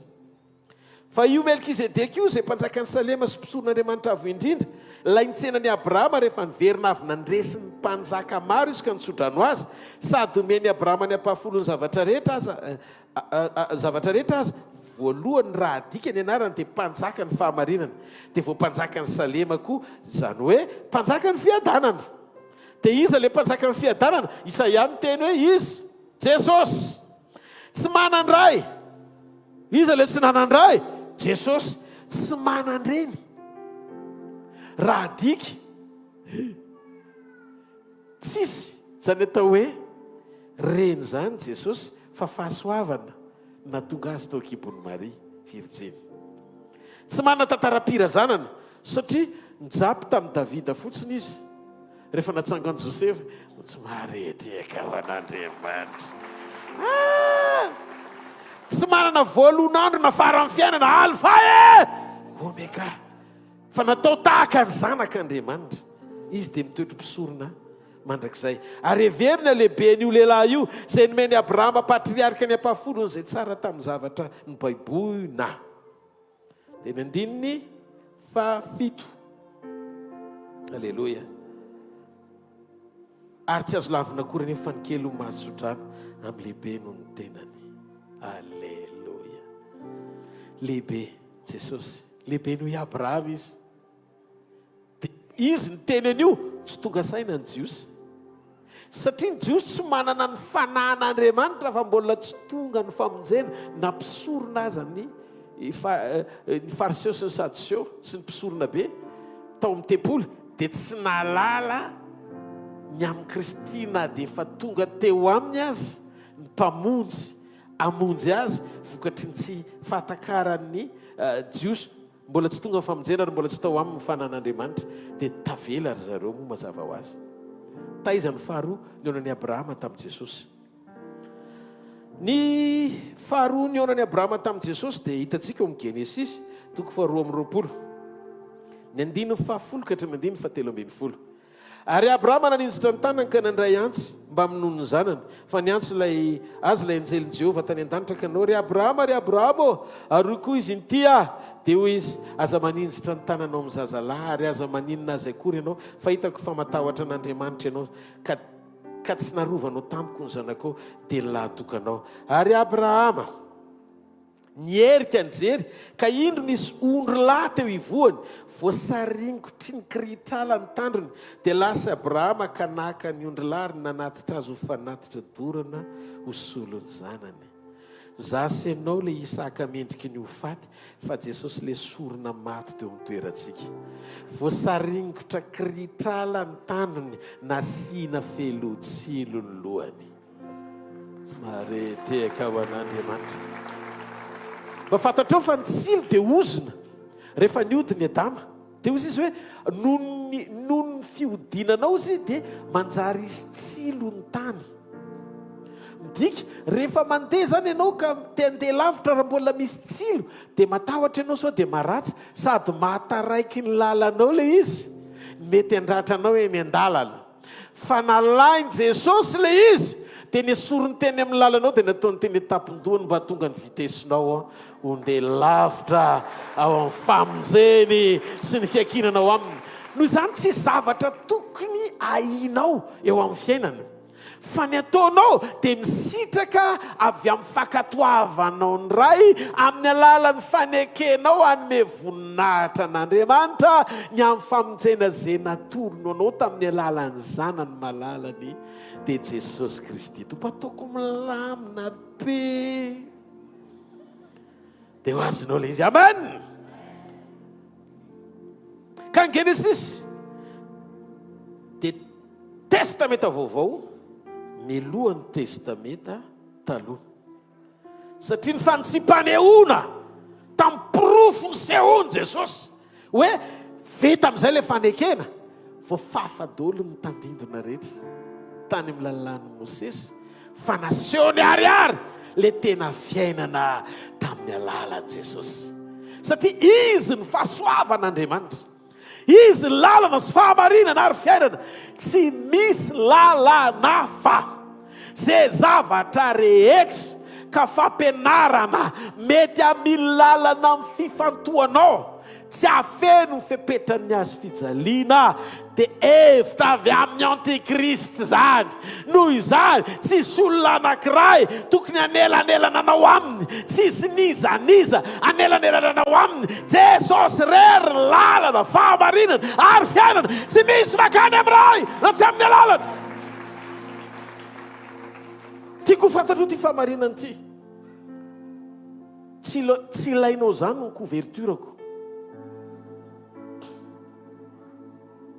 Matoa zarena botifotsy samy manantsika ny trano a tsy tonga any aminareo ny anahako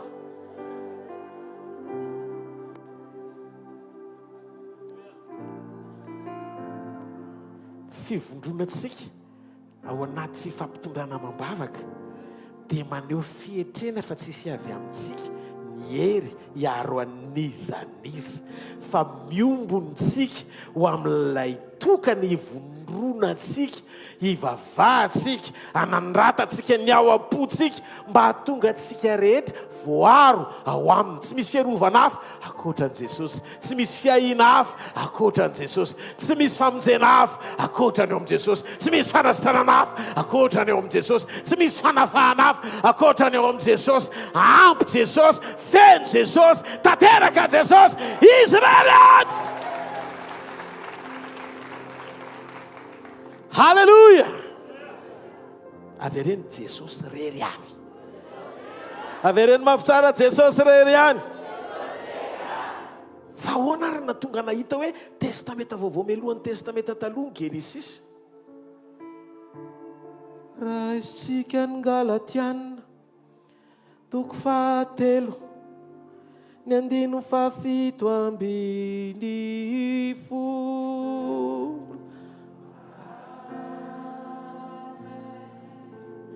Galatiana toko 7 ny 17 ary zao no lazaiko ny fanekena izay nataon'Andriamanitra mafy fahiny dia tsy ho any lalàna izay vao natao 340 taona taty aoriana ahafoana ny teny fikasana.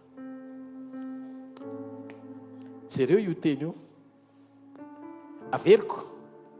Ary zao no lazaiko izy dia apôstôly Paoly, ny fanekena izay nataon'Andriamanitra mafy fahiny dia tsy ho any lalàna niditry Moïse izay vao natao 340 taona tato aoriana. Rehefa neo ny Abrahama sy Jesosy dia hozy izy hoe nitaranakao ho ampahoriana any amin'ny firenena izay tsy azy 340 taona.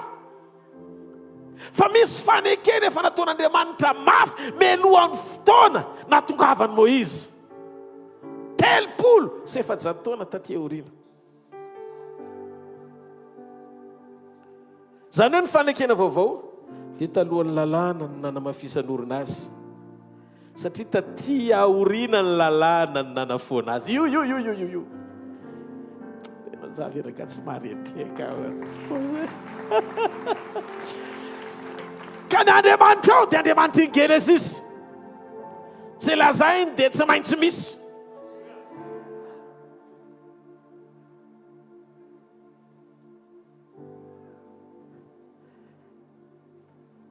Inona ny zavatra nitranga? Ny planin'Andriamanitra dia fanekenao amin'i Kristy.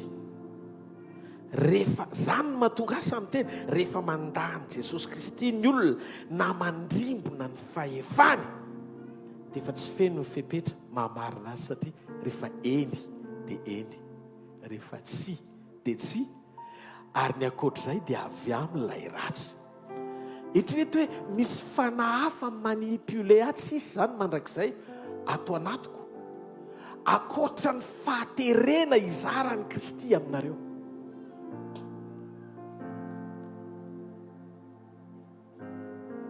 Tsisy olona ray ao amin'izay miaino ka afaka hitodika alala ny lanjan'ny famonjeny aorian'ny fotoana eo antsika. Raha misy zavatra hafa ato anatiko dia izay ato anatiko manokatra amin'ny vavako. Raha fitiavam-bola ny ato, maraina mandra-parivan'ny andro adiny 3 vola nresantsika eto hatramin'ny farany. Izay le mamoana. Raha fombiazany eto an-tany sy mampidina ny vision-nao eto amin'izao tontolo izao dia tsisy lanitra misokatra ho fahatatra ao zany andrenesanao ny feon'Andriamanitra. Fa miorakoraka be ty fivoriany ty mitrotrotra daholo, satria nahoana raha niritina tsara ao anaty tenin'Andriamanitra fa mahazo faveur ny rehetra fa tokony eto aloha ny paradisa fa zay ihany mbola tsy hita. Tsy izay no nanirahana anokatra ny masom-pananao sy ampiavana anao amin'ilay olona anankiray izay. Zay no nahavitanao ry olombelona. Zay tsy nijery ianao tao anaty fahoriana. Fa fon'olona mpanoty ianao dia efa maty anao izy. ny fahoriny nentiny sy ny zakainy mbola mampijoro anao mandrakandroany no ny famindram-pony satria tianao izy. Tiako ho fantatro fa na tsy hitany masonao azy izy dia afaka miseho amin'ny alalan'ny teny sy ny fanambarana izay omeny ananao fahatsapana lalina ao anaty ny asaribidi ny fanahinao mihoatra lavitra noho izao tontolo izao mitambatra. Mba jereo ny storiany inona monsy ho azon'ny olona raha ho azony ary zao rehetra izao nefa veriny ainy. Ohatr'izany izy rehefa miteny, ohatr'izany ny fomba fitenina. Tsika mahalala olona anankiray ao anaty story. Ary izy rehefa iainga dia niteny tamin'ny mpianany, aza malahelo ny fonareo eto mandalo vetivety ihany, mety aritrinareo eto amin'izao tontolo izao ny tanareo fahoriana. Dia tsarovo izy, za efa naresy zao tontolo izao. Matoki, za efa naresy zao tontolo izao. Dia zao, ao an-tranony raiky misy fitoerana maro. Raha tsy izany dia efa nilaza taminareo fa andeha amboatra fitoerana ho anareo. Ary any amin'izay toerako, any koa misy anareo. Fa zao, ho avy aho izy fotoana, ho avy indray aho izy dia hakanareo ho any amiko. Ry kristianina, raha mifaneho-pamantarana hita maso dia maneho fa tokony hanamafy fiombonana amin'i Jesosy sika.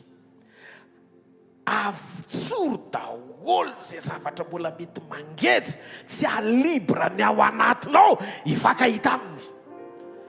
Tsy nataonao akorony tsy vita ny amela azy fa aza miziriziry ao anaty faratsiana nefa mpahafantarin'Andriamanitra fa tsy mahasoanao zany. Fitsorony ao anatin'ny fo aza mifantoka sy ampahorian'ny filana fa ny filana sy ny momba azy eto amin'izao tontolo izao ihany. Fitsorony ao anatin'ny fonao alala fa ao anaty communion misy fiainana. Averena ao anaty communion misy fiainana. Ny planin'Andriamanitra ho antsika dia fanekena vaovao amin'i Jesosy Kristy. Rehefa mandany Kristy ny olona fanena tao amin'ny lalàna araka ny Mosesy dia lasa tafiditra tao amin'ny testamenta taloha ny olona. Fa veriny Jesosy namerina sy nanisy tomboka asen'ny testamenta vaovao. Izany hoe izay natombon'ny tany amin'ny Genesis ny soniaviny aty amin'ny testamenta vaovao taorian'ny fitsanganany. Naseho hita maso lay tanteraka noho i Melkizedeka. Kristy Jesosy, izy ny olona nahafa-po an'Andriamanitra. Andriamanitra tsy mahafantatra olona hafa ankoatran'i Jesosy. Raha tiana ho fantatra izany, tsy mahafantatra azy zany izy satria tsy amin'ny anarako nanaovana batisanao. Noho izany tandremo so voafandika hoe isaina fa paster Rodolphe fampiasain'Andriamanitra be, aza fandriana fa tsy afaka haka voninahitr'Andriamanitra. Jesosy mahavita ny asany eo amin'ny fiainantsika tsirairay avy. Izay nataony tamiko dia afaka ho asehony amin'ny fiainanareo ihany koa. Raha tsara fiombonana aminy ianao, zavatra tsotra fotsiny no nolazaina. Ary izany dia nataony ho an'ny rehetra fa tsy hoe apôstôly na mila hosorana apôstôly ianao na le arikaarika rehetrarehetra. Arika apôstôly, arika docteur, arika profety, arika bishop. Tsy ilaina titre izany. Fotsiny miraisa amin'Andriamanitra dia ampitoero ny teniny dia atao volona faran'izay tsotra ianao. Inona moa ny afatra teto omaly izay nare koa dia maneke fotsiny n'Andriamanitra dia toerony devoly fa andositra anareo izy. Ndikany hoe andositra tsy tafajanina eo izy, tsy manam-potoana izy ametrahana fialana hoe aleo aloha fa metram-pialana, fa ndikany hoe mandositra mitsoaka. Dikany mandositra sauf qui peut ndao ipa. Ohatr'izany mihitsy ny ataony rehefa misy olona tena manaiky an'Andriamanitra eo. Afaka ianao miainan'olona tena hoe faly amin'ny namanao rehetrarehetra, tsy hoe ianao kory tsy olona efa tena dikany hoe masina zany. Dia ohatrany hoe raha vao mandaka baolina dia nampozinao andeha handaka baolina raha dia hoe tsy masina raha vao mibakabahana loatra.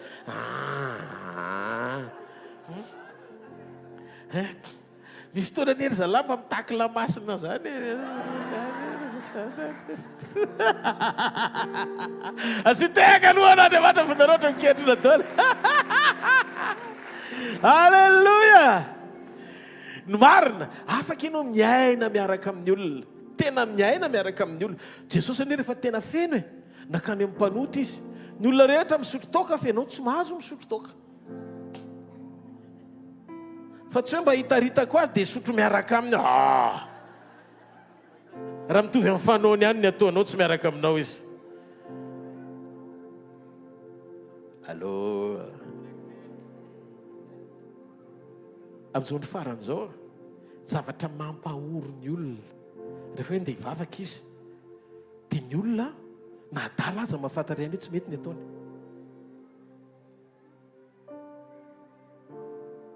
zany mahatonga ny olona manamarintena tsy te ho ratsy zany hoe misy fahatsarana ao anatiny te hijoro izy amin'ilay fahatsarana fa faible le nofo midika an'izay na ianao raha mahafantatra hoe misy zavatra miady ao anatinao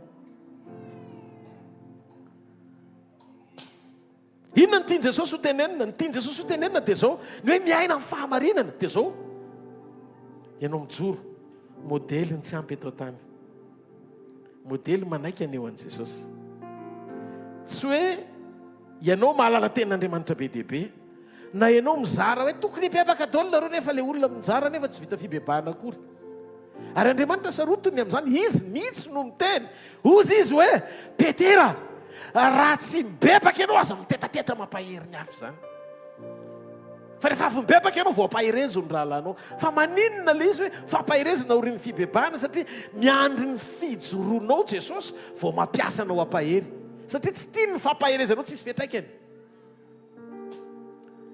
fiainana no ampitaina fa tsy teny fotsiny zay no mahatonga ny teny tsy maintsy tonga feo aloha vao tonga fiainana satria ny fisiany fanahy manamafy orona le fandresen-dahatra amin'izay teny voarainao tonga feo ao anatinao mitondra fiainana ao anao sy mampijoro anao hatramin'ny farany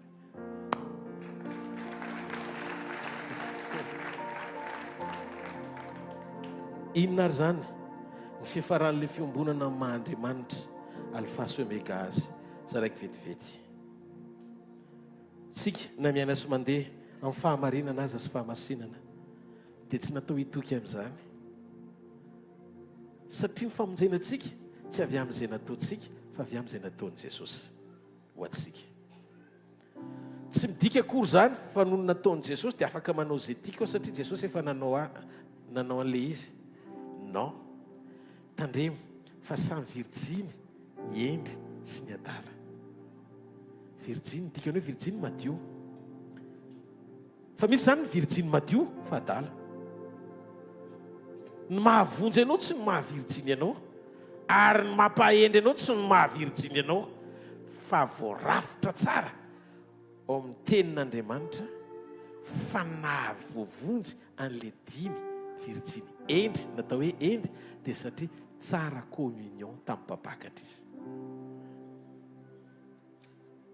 ao anatin'ny communion dia miandry ianao Andriamanitra hiaina ny fiainam-pahamasinana izay nanamasinana ianao ary hiaina ny fiainam-pahamarinana izay nanamarinana ianao maimaim-poana zany no mahatonga azy mitaky ianao amela eloka ny hafa rehefa navelany elo mamelany elokay taky ny amelanay izay meloka taminay ohatra satria izay voarainao dia tia no zarainao amin'ny hafa no zany ny fiainam-pahamasina sy fahamarinana tsy natao hifikirana anananao fiavantena amin'ny hafa fa fiainana normal ananan'ny olona izay nandray an'Andriamanitra ny famonjena izay nataon'i Jesosy ny mampakatra anao fa tsy ny fiainam-pahamasina sy fahamarinana izay hifikiranao fa raha zany dia virjiny dimy adala ihany ianao satria te eza te aneo amin'Andriamanitra fa noho ny fahamasinanao ny amonjenanao tsia fa tsy normal ianao raha tsy manam-piainam-pahamasinana nefa manantena no ampakarina tsy marety eka aman'Andriamanitra aloha hipetraka izany fahamarinana zany fa maninontsika ny tsy tena mitovy amin'izay nitranga teo amin'ny fiainan'i Jesosy mitranga eo amin'ny fiainantsika satria hita ny voary rehetra fa tsy tena mbola Jesosy à 100% no hita fa mbola misy ianao kely hita ao ny voary zany mitazana anao ohatr'izao dia inona ny ataon'ny voary miandro ry zareo ka maniry fatratra ny fampisehoana reo zanak'Andriamanitra Romanais 9:9-10 ketra amin'ny andiny faharoa amin'ny roapolo miandry ny voary rehetra ka le hoe zanak'Andriamanitra dia mila azosika antoka tsara fa io zanak'Andriamanitra tiany voary rehetra hita ao anatin'ny zanak'Andriamanitra ireo zanak'Andriamanitra voalaza fa nateraka indray ireo dia zao ny fisehoan'i Jesosy manapaka sy manjaka avy ao anatinao. Ndraso fa andeha tsara any isika mianakavy. Galatiana toko faharoa ny andininy faharoapolo. Efa verset biblique nizalaiko teto izy ty omaly tenin'Andriamanitra. Vombony araka amin'ny Kristy tamin'ny azo fijaliana ary tsy zatsony izy izy Paoly mivelona fa Kristy mivelona ato anatiko. Fa zay ivelomako ankehitriny eo amin'ny nofo dia ivelomako amin'ny finoana ny zanak'Andriamanitra zay fadiaka nanolotra ny tenany amonjy ahy. Tsy zatsony mivelona. Paoly zany hoe fa navita ny tanjony izy. Reny fa tsy izy tsony mivelona. Zany hoe misy fotoana izy te hitroatra maha-olombelona. Fa tsy mahatroatra satria tsy izy kay le tokony hitroatra. Fa raha izy no mitroatra ny fotoana tokony hitroatrarana dia izy ny velona fa tsy Kristy. Fa Kristy no tabatabaina be teo masony plato azy dia nangina izy. Voalaza anao tsy mba nanamarina ny teniny akory dia efa naporsi amin'ny plato manamarina ianao teny mba isy amin'ny tsoroka anao. Zany hoe ny décision an'le mpanapaka efa hamotsitra raha misy zavatra lazainy fa ampino an'le mpanapaka. Raha ianao eny amin'ny tribunal procureur amin'ny teny lazao marina dia teneny fa hoafahany ianao. Angamba tonga dia izy koa no any amponja tsy vita amin'ny famonjena. Fa noho ny fahanginana vita amin'ny famonjena. Ilay hoe zanak'Andriamanitra dia mila azontsika tsara. Le Jesosy atao amintsika miseho sy manjaka eo amin'ny fiainantsika andavanandro. Tsy isika ntsony velona fa izy ny velona ao anatsika. Dia io no andrasany voary rehetra. Hitako amin'izay ny voary rehetrarehetra nitetanteta ny serpent nanakitra ny Paoly. Ny olona rehetra efa miandro hoe tena ny venin io serpent io mena rano io le poziny. Tonga dia tsy maharitra ny 10 minitra dia mitsitra sy mitsipatsipaka zay hoanina. Ny andro ry zalaka aiza eo e tabataba ry zareo fa tsy hita izay atao. Aiza ny Andriamanitra reo tsy maty any raha Paoly satria nahoana ny voary rehetra na ny serpent azy sy ny pozina dia miandry ka maniry fatratra ny fampisehoana ireo zanak'Andriamanitra. Rehefa tsy Paoly tsony velona fa Kristy dia hozy izy Jesosy tia famantarantiny manaraka an'izay mino. Amoaka demoni amin'ny anarako izy. Hiteny amin'ny fiteny izay tsy mbola hainy izy. Andray menarana izy ary na dia sotra fa mahafata izy dia tsy hampaninina zany. Halleluja. Ka ny hoe voary rehetra dia miandrika maniry fatratra ny fampisehoana ny zanak'Andriamanitra. Tsy ianao io fa le Jesosy eo anatinao. Rehefa miseho amin'ny alalanao Jesosy Kristy dia manaky anao ny zavatra rehetra. Maro ny mino an' Jesosy Kristy amin'izao fa tsy mahita vokatra mitovy amin'ny Jesosy. Ny antony rehefa mijery anao zao tontolo izao sy ny voary rehetra ara-panahy dia tsy mahita an' Jesosy velona ao anatinao izy. Fa amin'ilay fotoana anankiray iny eo ndray ianao fa miseho mety miova kely vetivety teo fa nakaiza ilay tena fijoroana anehoana ny tena fanompona. Jesosy miandry anao zao kehitriny izao omeo ny tena tsara sy mangarahara.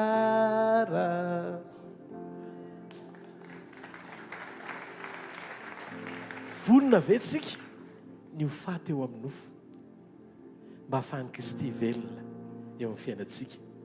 Zavatra anankitelo ny devoly miarona tahaka ny leona masika mandendeha mitady izay ho arapany. Raha vao miaina eo amin'ny nofo ianao dia hena frais. Fa raha vao mamoaka fruit de l'esprit ianao dia dégoûté izy satria tsisy leona masika mitady izay ho arapany ka te hihinana aubergine.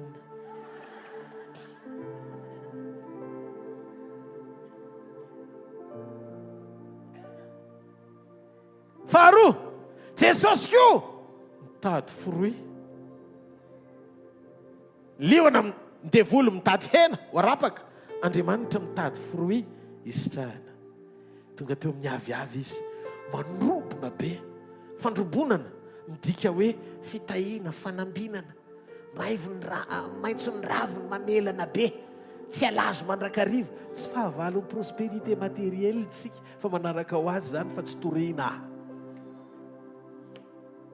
Maniry mba hombina sy salama amin'ny zavatra rehetra ny ianao, tahak'izay nambinana kalongany ny fiainam-pananao.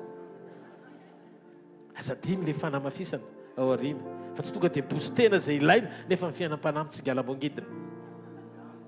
Dia ozy Jesosy teo amin'ilay aviavy, ndray inana izy tonga dia mahamitaka an'Andriamanitra fotsiny.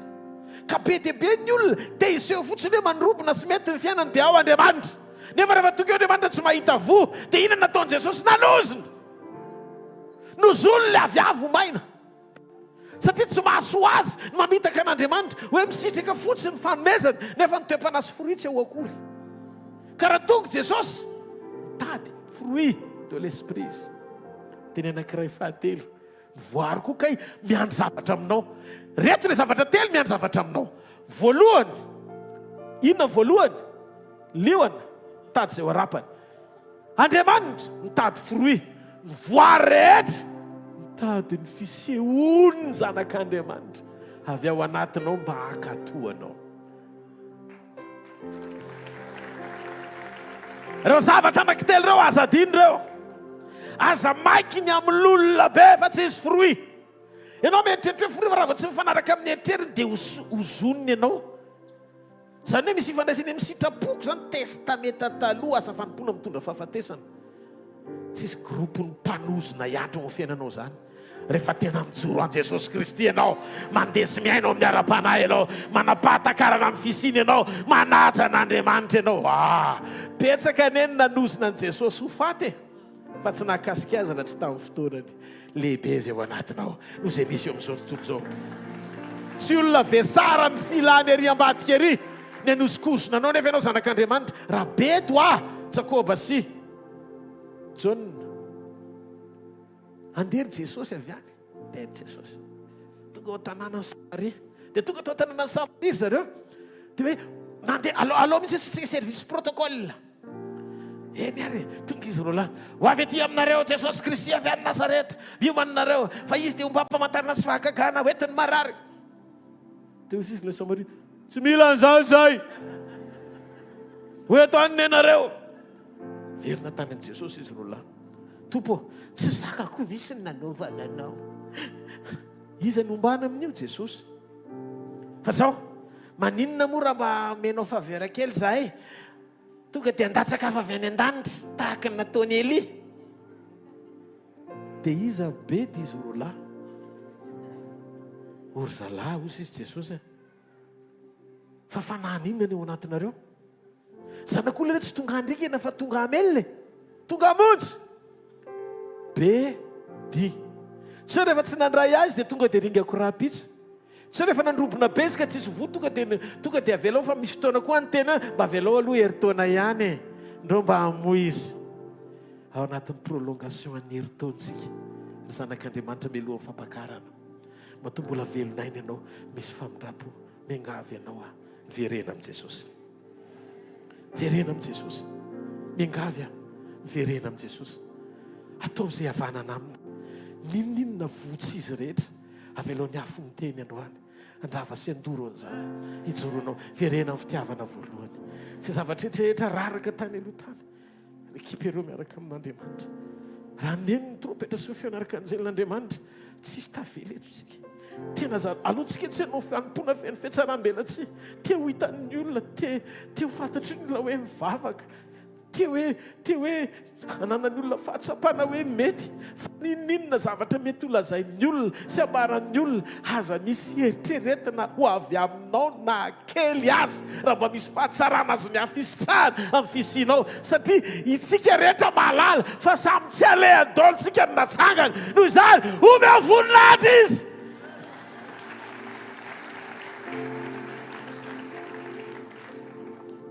Tiako fantatrareo, rehefa miseho amin'ny alalanao Jesosy dia nomboka anaiky anao ny zavatra rehetra.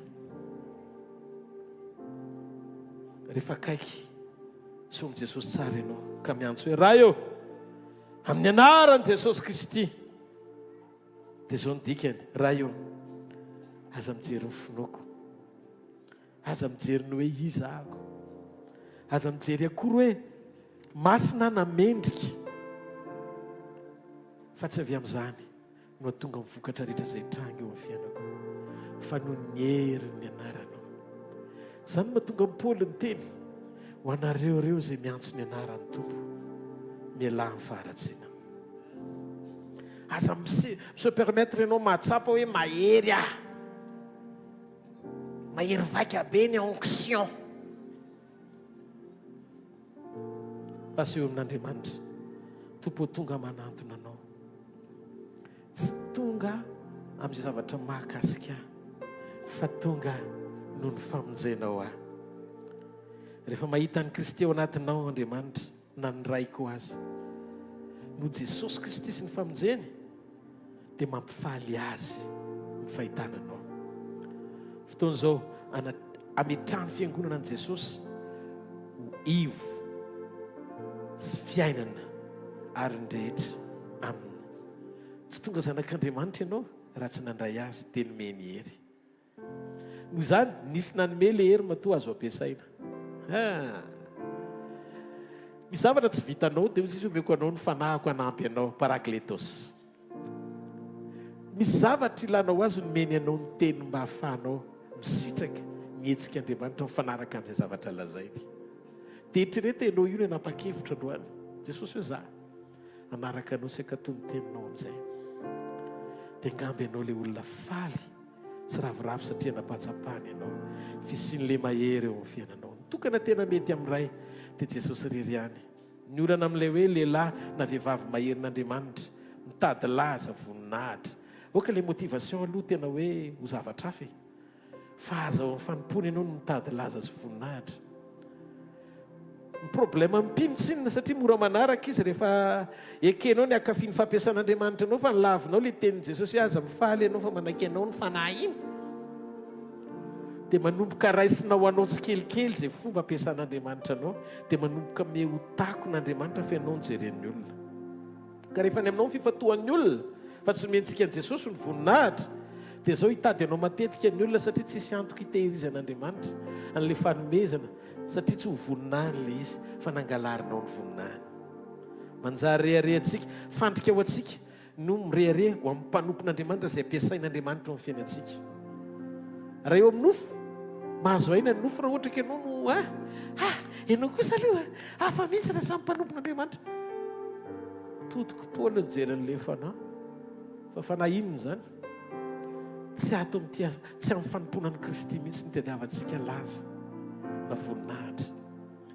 Fa zany mahatonga l'olona 420 tsy mba nanam-potoana koa ohatra ny devolina andositra rehefa nitoheriny ny olona mpakatoa.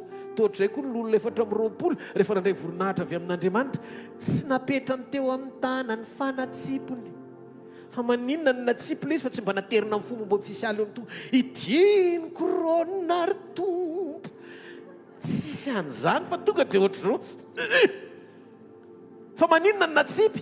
Tsy mendrika hipetraka ray segondra eo an-tananao fa ohatry ny zavatra mamay.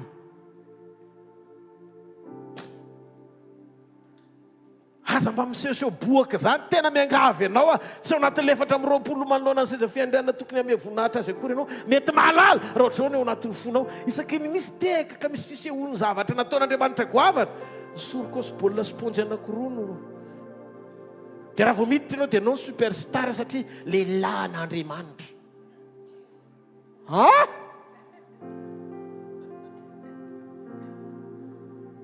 Manana fiakofanao anatin'ny fo.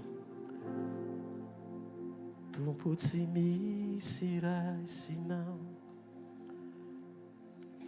tsinonao fa ny fahasoavanao matoy zao ahy tsy tako intsonjay afarana raha tsy misy anao dia asangambiza anjoa misaotranao.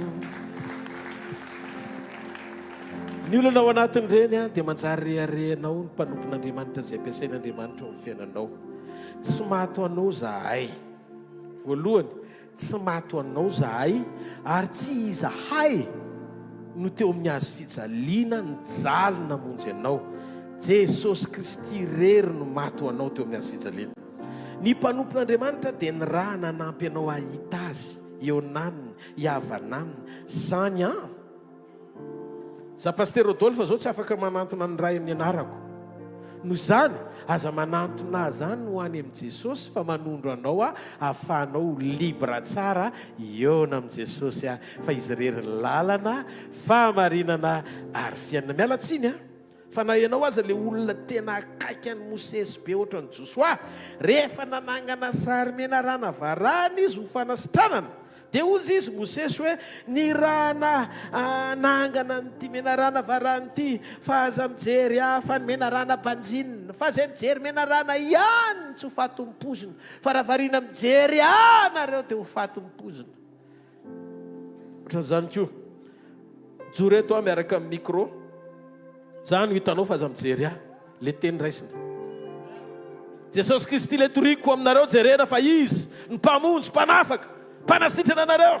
Raha miaina amin'ny sitrapony ka mijoro amin'ny fahamasina sy fahamarinana, raha miaina amin'ny sitrapony ka mandeha araka ny sitrapony sy manana fahatahorana azy, ho anazy efa tsy ho anao.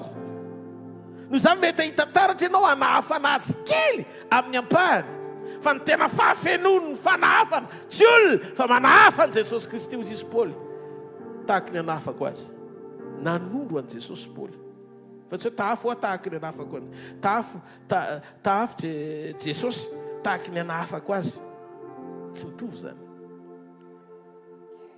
Tandremo zay travariana mijery Mosesy dia maty mipozina, fa zay mibanjina menarana no afaka. Nefa Jesosy ny teny amin'ny Jaona 3:14 fa tahaka nanandratany Mosesy ny menarana na nasitrana ka nibanjina ny olona azy, no tsy maintsy hibanjinana koa ny zanak'olona.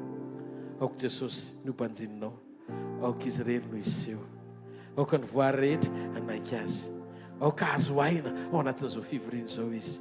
Misandrata Jesosy fampanjaka mandrakizay ianao ho anao ny voninahitra. Amen. Sangany ny toerana misy ianao.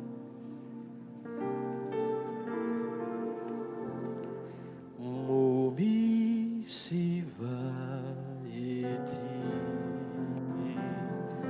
irikoto ana retompo be fitianao izao retriza ifokolasanao ni fukula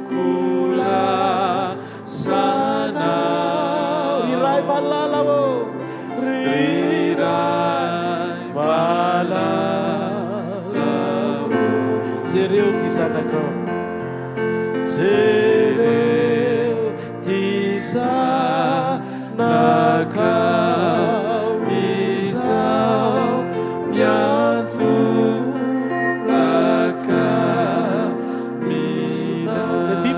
momisy vaety irikito anao, momisy vaety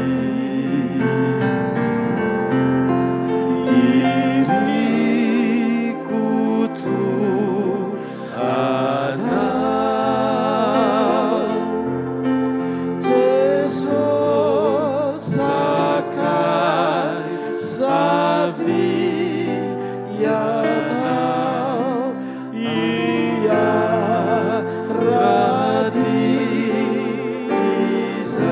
ifokotianao oneno anjakao ifokoti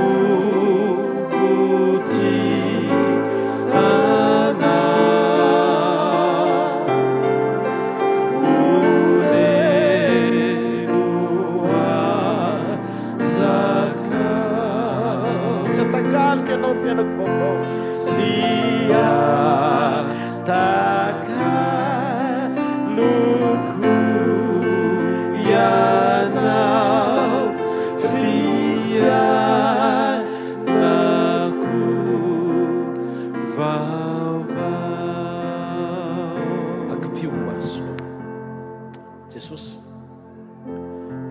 fiainanay vaovao. Tsy misy afa-tsy ianao ny fanantenanay rehetra Jesosy. Mahatsiaro zay fa raha mbola olona miaina ao anaty tsy fahatanterahana, nanovana fosy manana ny fahafenonao azy, dia tsy ampy ahatanteraka ny tena endriky ny fankasitrahan'Andriamanitra, satria efa nanota aloha vao narenina Jesosy fa ianao tsy mba nanota mihitsy. Ianao tsy mba nanao izay tsy mahamendrika, tsy nikasy nota ianao, tsy nahalala ota ianao, tsy nitorotoronona tamin'ny ota ianao. Ianao rery mpamonjinay Jesosy. Miandrandra anao zay ary ao anatin'izao communion zao zay dia mahatsiaro fa milanao foana amin'ny fiainanay, milanao segondranay, milanao ny oranay ary zay rehetra mihitsy ny tehiteny Jesosy hoe ny fahafenonao eo fiainanay zava-dehibe sarobidy indrindra ho anay. Diovy zay Jesosy, diovy amin'ranao solatsaka tao Kalvaria, ataovy tsara fihavanana aminao, mangetaheta sy miray aminao, manao mifankasitrahana mandrakizay. Jesosy tompo tamin'ny alina izay namadiana azy dia nandray mofo izy, rehefa nisaotra izy teny vakina dia izy hoe tia ny tenako izay vakina ho anareo, so natao ho fahatsiarovana misaora azy.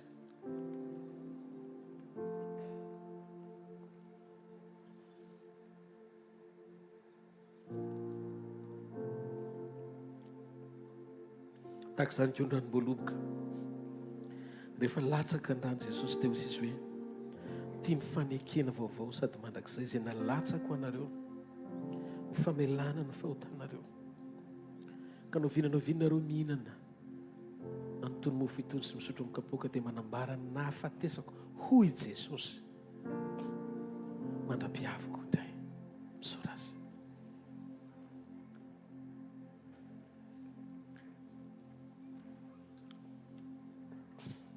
Saotra Jesosy fa mamy ny fiombonana aminao, mamy ny firaisana aminao, mamy ny fiarahana aminao. Misaotra fa i Abrahama ka efa niona taminao, ozy ianao efa nahita izy ka faly, ahoana kosa moa izy ny tsy faly. Isaia saiko maty, Isaka saiko maty, lasa solonanao teo amin'ny alitara, ahoana izy ny tsy faly. Joro ianao nanome fampaherezana azy tao anatin'ny adiny, ry mpamonjy mora azo amin'ny andro fahoriana, ianao nreketany fanantenan'ny nofo rehetra, teo ka izay rehetra miombona aminao anam-pitsarana, fa ianao nondre ny fiadanana amin'ny anaran'i Jesosy. Amen. Ataontsika ity tanana mafy be ao an'Andriamanitra. Aza misy miala mazoto toerana somatsara andray filazantsika sy ny toy programa rehetra, ary aorian'izay dia mbola isy fivavahana irantsika voninahitra Jesosy rehetra. Alleluia. Misy faly ve androany? Misy be da be? Alleluia. Miarabanao amin'ny anaran'i Jesosy. Tonga amin'ny fotoanan'ny fanatazana ny fanatitra itsika, sakrifisy, fahavolon-karena sy izay rehetra ao am-ponao, dia atolory an'ny tompo amin'ny fitiavana, amin'ny fifaliana fa tsy amin'ny fiketronana, dia hikarakara ny fiainanao foan'Andriamanitra. Amen. Rehefa avy eo tsika dia iarahaba ny mpanompon'Andriamanitra ny reny ampinoana eto amin'ity asa fanompony ity, dia natratra ny fitsingerenan'ny taona naterahana izy, dia miaraka mifaly etontsika miarahaba azy noho ny amin'ny tompo, dia etontsika ho an'ny manana anniversaire volana febroary kosa dia amin'ny herin'ny androany no ho arabaina itsika izay manana ny anniversaire volana février, amin'ny sabotsy heriny izany. Entanina ihany koa ny vatan-dehilahy rehetrarehetra rehefa avy eo mba mifanohana, mifandrompona amin'ny fanaovana des installations eto amin'izao toerana mahafinaritra be izao, dia mba mijanona ny vatan-dehilahy tahaka izany ihany koa ny ambassador mba mijanona kely rehefa avy eo, fa misy fandaminana kely adidy izay tsy maintsy arahantsika atao rehefa avy eo. ny club dado sy ny tanora moa zany ihany koa rehefa avy eo rehefa vita ny fotoam-bavaka dia misy mifampianarana zay natokana manokana ho an'ny ado club dado sy ny tanora eto amin'ny asa fanompoana. Alleloia. Ny fotoam-bavakantsika araka ilay fanambaram-panompon'Andriamanitra maly sy androany mila mijorotsika, mila miomana antsika ny amin'ny fiavian'ny tompo mba ho isany no ampakarina. Mba misy vonona veto mba hoe tena tafiditra ao anatin'izany mba tsangany hoe ny tanan'izay mba tena hoe za mba tena tiako mba hiaraka. Tsika tsirairay avy zao zany tonga dia miaraka daholo. Alleloia. Dia ao anatin'izany zay no mahatonga ny misy ny fotoam-bavaka ho an'izay mila an'izany minao fa mila daholo tsika. Ny fotoam-bavaka zay iarahana amin'ny mpanompon'Andriamanitra vitsivitsy maromaro eto amin'ny asa fanompoana ihany. Marina fa ireo mpanompon'Andriamanitra ireo dia efa nahazo tsodrano tamin'ny pasteur ray aman-dreny ary nahazo afatra mafimafy mihitsy hoe tandremy mitory ankoatran'izay efa lazainy eto ny dikan'izay dia efa nahazo afatra tsara izy ireo dia hiparitaka eny amin'ny toerana rehetra zay anirahan'ny tompo azy ny manomboka sabotsy hariva, lahady maraina, lahady hariva arak'izay fandaminan'ny tompo dia manantona nireny pasteur reny nareo dia manontany aiza ny afaka lehanay ny toerana misy raha eto Antananarivo aloha hatreto dia raha ny fantatro fa mety misy mbola tsy fantatro koa ny mpanompon'Andriamanitra fa misy ny eny Pasapito eny misy eny Fort du Chêne azafady misy ny eny Tanimena, misy eny Mbomangakely dia misy eny Epefy efa lavidavitra indray raha andeha lavitra Rivomamo dia any Antsiron'ny Mandidy misy ho any Apariko raha mbola ho any dia mbola misy koa any Rariva sy Rapitso zay afaka miazakazaka aingana makany. Fa raha tsy afaka moa dia zay akaiky ihany vonjena aloha afahantsika miompina miomana amin'ilay fampiakarana satria tena efa miazakazaka be ny zavatra miseho amin'izao fotoana izao raha mahatsikaritra ianao dia be dia be koa ny zavatra manintona amin'izao fotoana izao dia andao Jesosy ny anintona antsika. Amen. Amen zany sa tsy amen. Alleloia. Tsy hoe mipaiko manaova amen fa manaitra anao fa nitady atory ianao. Alleloia. Dia zay ny fotoam-bavaka ny sekoly sekoly misy hitako hoe maromaro ny vaovao eto miarabanareo amin'ny anaran'i Jesosy tonga soa. Dia ny fotoana eto misy sekoly isa-maraina, misy fianarana, tena mianatra tsika latsinainy ka hatramin'ny larobia, latsinainy maraina manomboka amin'ny 7 ora ka hatramin'ny 8 ora sasany sy ny talata sy ny larobia ohatr'izay etsy amin'ny super U Analakely etsy ambany etsy deuxième étage. Dia ireo fotoana ireo zany fotoana fianarana manokana iomanantsika foana mba ho isan'ny isitraka an'ilay hoe amin'ny mahazanak'Andriamanitra antsika. Dia latsinainy manokana sekoly-pamahana olana, ny talata sekoly mpanasitranana ary ny alarobia dia sekoly mpanambinan'ny toetra. Dia amin'ireo fotoana ireo tsisy vidy mpidirana ilay izy tsy hoe mandovo vola eo mpidirana na ohatr'izany fa tena hoe hitady an'Andriamanitra tsika mandritra an'ireo maraina ireo. Misy ny fotoana antsika ihany koa eto ny amin'ny zoma hariva amin'ny 4 zoma fanotronana eto ny fotoana antsika amin'ny 4 ka hatramin'ny 9 eo dia ny sabotsy ohatry ny androany moa manomboka amin'ny 7 ora. Araka ny resahana teo misy ny radio hvkl-mission radio be da be mivavolombelona azo avy amin'ny fiainona ny radio hitantsika ny vavolombelona be da be teo fa rehefa ny radio nandritry ny fotoana maro dia tapa-kevitra monjy eto dia tapa-kevitra ko Andriamanitra ikarakara fiainany. Tsy hoe ilay radio no mamonjy fa Jesosy mamonjy fa fitaovany reny eno raha misy everinao fa misy toanana koa reny asan'Andriamanitra reny dia toano manatona mpanompon'Andriamanitra hoe za tena anohana satria tadio fa misy ezaka ao ambadika reny rehetrarehetra reny atao dia sambory izay azonao atao. Ndao tsika hitsangana anolotra ny fanatitra ho an'ny tompo dia injiro ety aloha anarany tananao Andriamanitra ray amin'ny anaran'i Jesosy makasitraka anao zay tompo satria zavatra ataonao dia tsara avokoa, zavatra ataonao dia mety aminay avokoa ary en faveur anay ny zavatra rehetra. Fantatray zany azany no hitodianay hijerevana anao ilay tompo ny finoana sy mpanefa azy. Ianao Andriamanitra no Andriamanitray ary tsy misy andriamanikafa ankoatrany ao. Androany dia manolotra ireto fanatitra ireto fahafolon-karena sy sakrifisy tompo raiso ho voninahitry ny anaranao zany ho antrakasitrahana tahiony tsirairay avy Andriamanitra. Amin'ny anaran'i Jesosy, amen. Andao tsika tehaka mafy a, voninahitr'Andriamanitra. Alleluia.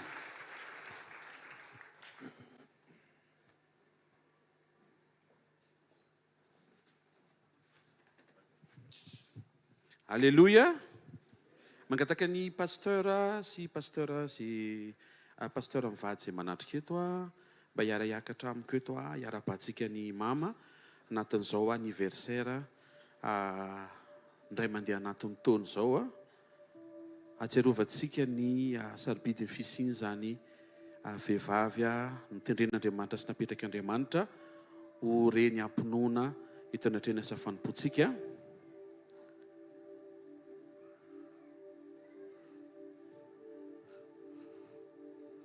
Raha afaka mandrozy eto koa takin'le micro dia ohatrany.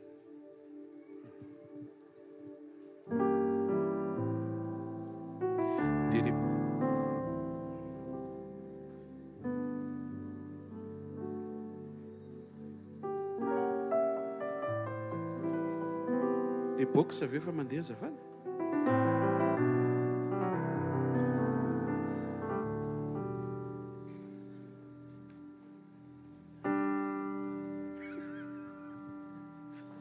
Le fitaovana anangonana an'le izay foitsika cadeau tsodrano sy fahatsiarovantsika Andriamanitra efa lasa.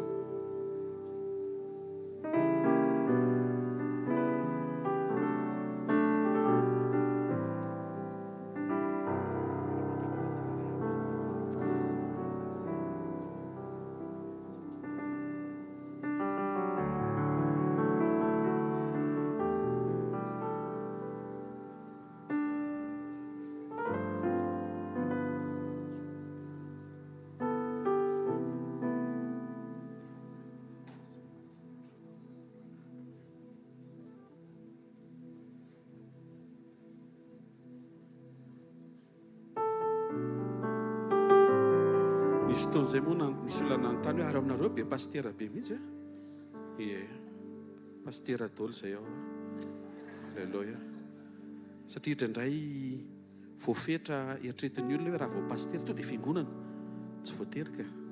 Dikan'ilay pasteur berger, mpiandry, tompon'andraikitra. Dia Jesosy koa manana ny fitondrany fiainam-panompontsika dia aza taitra fa vao miantso fotsiny hoe mangataka amin'ny pasteur rehetra hiakatra eto tsy omby eto tonga dia tsy omby. Aiza le efa natatra mbola mandeha.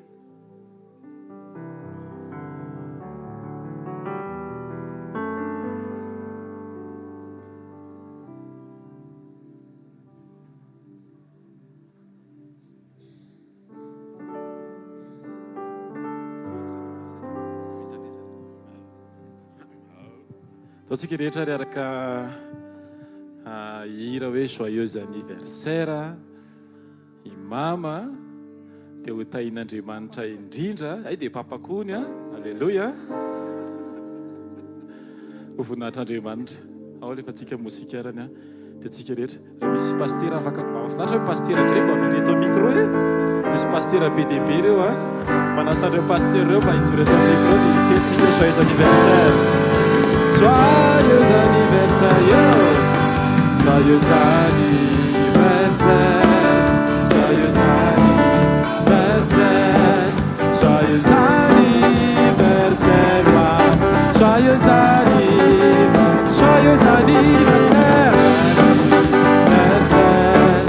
joyeux anniversaire, joyeux anniversaire, happy birthday to you. Happy birthday to you. Happy birthday to you. Happy birthday, birthday to you. Happy birthday, happy birthday, happy birthday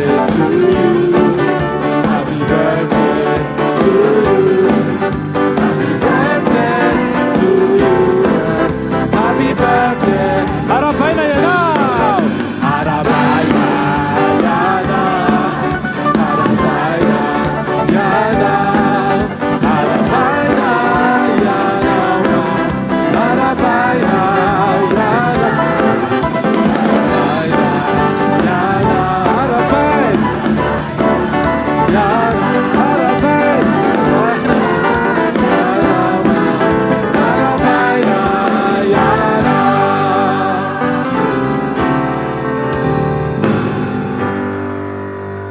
menamenatra moa za mama fa rehefa ny am'le fetitsika reny izy rehefa mandia ho hitanao spécialitéany a fa androany izy a tolatola kely anaty lamindamina kely zay fotsiny a eny tompoko a Matthieu 28:20 ho Jesosy a ary indro izao ombanao a mandrakariva ambara-patonga ny fahataperan'ny zao tontolo zao miaraba minaran'i Jesosy a nahatratra sondray ny fitsingerenan'ny taona naterahana raha ny fahitana ianao dia any amin'ny 25-26 ans any papa 28 miady varitra eo mitana tain'i Jesosy a misimisy anniversaire ny raha zay misimisy eo Jesosy mbola hitondra hitantana hita elo lalana eo amin'ny manodidina ary ny fanatrehany a ameno a ny fiainanao sy ny fiainanareo joyeux anniversaire ho feno fifaliana miaraka amin'ny tompo an-trano ho feno firaviravona miaraka amin'ny tompo an-trano ampiasa ny tompo ametraka ny teny any am-bava hanoro lalana hanolo-tsaina rehetra izay zanakao ampinoana napetraka Jesosy ho taranaka-reo dia ankasitrana an'Andriamanitra be dia be zany a faly izay androany satria taona maro tany aloha tany dia nataon'Andriamanitra misy ianao mba tonga an'izao asa fanompony izao a ho tonga tahaka izao satria mety ho maimaina ihany raha papareriny teto dia ohatrany any ohatrany tsy tafa ihany le fa izay le hoe Andriamanitra miasa nasianao ny papa dia nasianao ny mama dia nasiany ny ankizy aleloia dia tonga sondra anatin'izao tompotoana izao ho tompotoana feno voninahitra ho tompotoana isehoan'Andriamanitra mifanotronany ary mirary hatrany a fahasalamana hery panjaka fahatsara-tare fijoroana voninahitra sambosa amen na reto fahasoavana anay io hoe raha votsotro io tena tsy saotran'i Jesosy alleloia dia hitany tompo a raha mbola ekeny Jesosy dia mbola men'Andriamanitra ny tompon'androny zany mirina izanakao a nataon'izao anniversaire izao dia ho taona ampitomboan'Andriamanitra ny fahasoavany eo amin'ny fiainanao amin'ny anaran'i Jesosy manarak'izay dia misy ny fanomezana fahatserovana avy aminay a rehetrareto arahantsika tehaka mafy tsara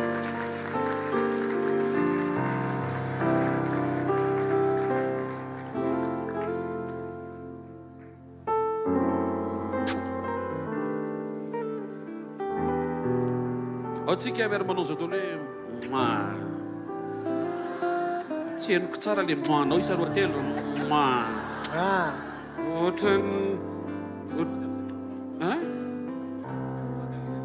deux fois dia amin'izay mama ohatrany izy hoe ohatr'izay mihitsy mba sio tsy haiko hoe henoko ny fanaovana azy ohatry hoe directive zay fotsiny tsy isan'andro satria ny antony a raha ohatra hoe fotoana hafa ianao manao an'izany amin'ny mama hoe sendra amizay tena samboriny sécurité ianao a fa mba androany fotoana anaovana an'le izy ampitiavana indroa zany le izy a zay mihitsy le izy isa roa telo a deo tsika hivavaka mahafinaritra ndreny atao amin'ny fanatrehan'Andriamanitra te hiteny aminao a finaritra atao amin'ny fanatrehan'Andriamanitra deo tsika hivavaka mba ho tehiny Jesosy a ny mpanompony raha tsara indrindra amin'ny anaran'i Jesosy Kristy tompo amapolo taona ny lasa nanao programa ianao ho tonga eto ambony tany a zao mpanomponao zao zay isaorana ianao satria programa avy aminao a misehonao ikasianao ny fiainanay ary nahatonga an'izao asafanipony zao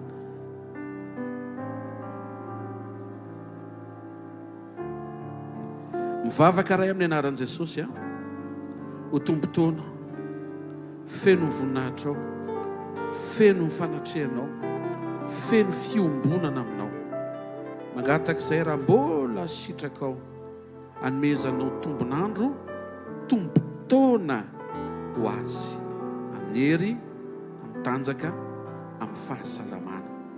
Saotra betsaka Jesosy ny amin'ny fisiny, saotra betsaka ny amin'ny mama, saotra ny amin'ny anniversaire tsaroana izao fa avy aminao izy ary mankasitraka fa ianao no nifidy sy nanendry azy ho reny ampinoana teo anivon'ny asa fanompona fitahiana ho anay. Averina aminao ny voninahitra amin'izay ho ataonao eo amin'ny fiainana. Averina aminao ny hery, ny dera, ny laza, ny fitsaorana sy ny fankasitrahana, ny fanajana feno. Tahio izy Jesosy izay mety ho takatry ny sainay dia entinay mambavaka mba ho tanteraka eo amin'ny fiainana. Fa izay ny anatin'ny fony tsy miloaka fa ianao no mahafantatra, mangataka ihany koa izao Tompo. Jereo zao mpanomponao zao dia vangeo izy amin'ny anara mahery Jesosy Kristy avy Nazareta. Amen. Tiaka mafy be tsika ho an'i Jesosy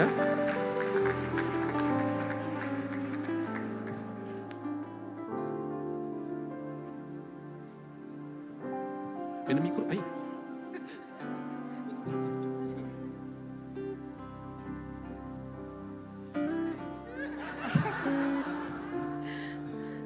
misaotra betsaka ny pasteur sa rehetra dia tena hoe manana Jesosy manana anareo dia manana koa izay manana anareo dia hiary hazakazaka foantsika hanomana ny fiavian'i Jesosy. Misy tanjona izay mantsy miandratsika sy tena tohadinitsika hoe hanomana ny fiavian'i Jesosy. Eo ny fitiavana. Raha fanomanana ny fiavian'i Jesosy tsisy fitiavana aloha dia tsy mety fa makasitraka be dia be amin'ny fitiavanareo fa voaray amin'ny fitiavanareo dia saotra antsika rehetrarehetra koa ny amin'ny fitiavana tena hoe be da be nandefa message nampahery teny mamy feno fitiavana izay nalefanareo tamiko tamin'ny maly dia tsaroko koa tamin'izahako nandalo an'ireny aliko ny fahafatesan'ireny dia be taminareo no nivavaka ho anahy dia tena makasitraka dia ozy ny teny tompo izay hoe le Andriamanitra tsy mba tsy marina ne tsy hanadino ny asa tsara rehetra izay nataonareo amin'ny fotoana rehetrarehetra ilavanareo vavaka dia misy olona hivavaka ho anareo foana amin'ny fotoana rehetrarehetra amin'ilay tsy vitanao iny dia aza matahotra ianao fa eo Jesosy misy olona koa manohana anao foana dia tahian'Andriamanitra daholo tompoko. Alleluia. Mahazo toerana daholo ary noho ny amin'ny fandaminana misy fotoana maika andehanan'ny pasteur mianakavy rehefa miala eto dia raha mba mety dia tsy afaka mandray olona izy zany zao marain'izao aza malahelo mifonareo minohan Jesosy dia minohan'Andriamanitra ihany koa fa amin'ny heriny no afaka mandray pasteur rehefa le misy le fotoana amin'ny raha voatra izao dia mangataka ny Lihoan'ny Joda avy hatrany dia hiakatra ihany koa iroso amin'ny programme manaraka tsika sady hitsangana taorian'izay fipetrahana fitsifitsy kely natao fotoana foy izay mitsangana ray alleluia. Eo am-pitsanganana dia ndao hitohy itian'i Jesosy tsika sy ianao dia aza vela izy fotoana mandalo fotsiny na favarim-barianana fa tena ararodintsika ny fotoana iarahantsika hitiavana azy. Ndao hisaotra an'i Jesosy ny amin'ny fahatokiny ndao hisaotra azy ny amin'ny fisiny eo amin'ny fiainantsika ny ambola andrenesantsika ny teny manintsy atsika sy manangana atsika isanandro. Jesosy ity ianao fotsiny izay androany misaotra fa tsy vitany hoe nandre teny fa nindray latabatra taminao dia fantatray Tompo fa ny dia tanany anao manaraka aminay manaraka anay amin'ny andronay rehetra mankasitraka ny amin'ny fahasoavanao mankasitraka ny amin'ny famindramponao misaotra ny amin'ny fahatokianao ny fiainanay tsirairay hafa tsy navelanao tany anatiny tsy fahalalana zay fa noentinao teo amin'ny fahazavana ahafanay miongona aminao misaotra Jesosy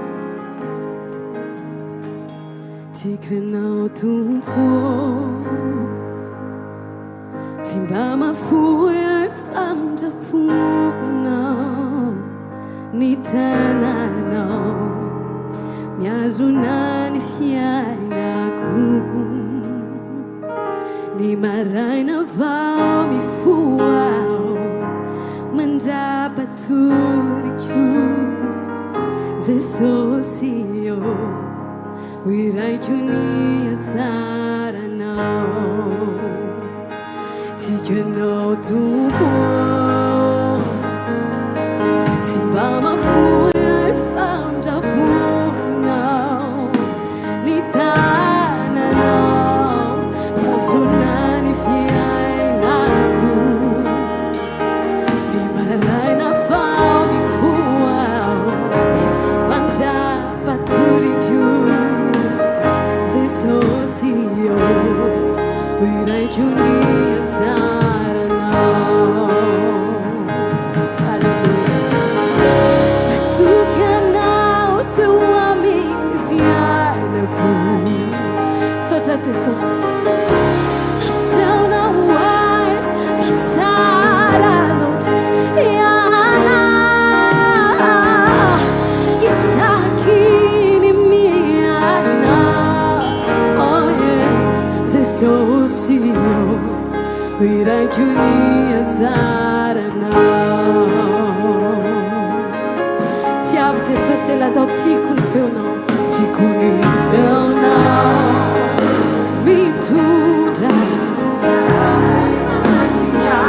zany mihitsy Jesosy nanaty alinazy akaiky indrindra ianao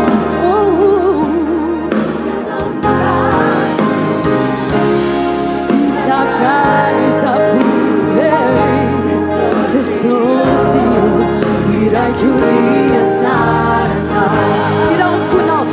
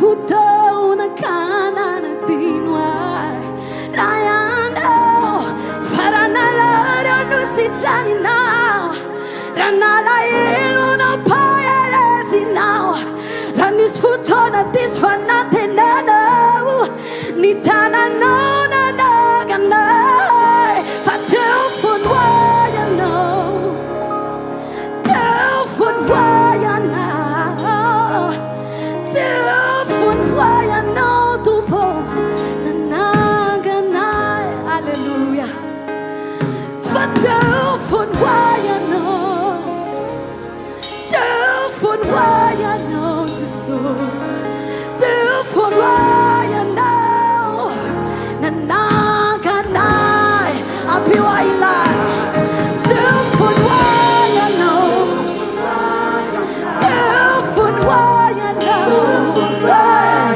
teo fonoayanao não pituruai teu fonoayanao teu fonoayanao tambretstomreni teu fonoayanao não pifalhayanao teu fonoayanao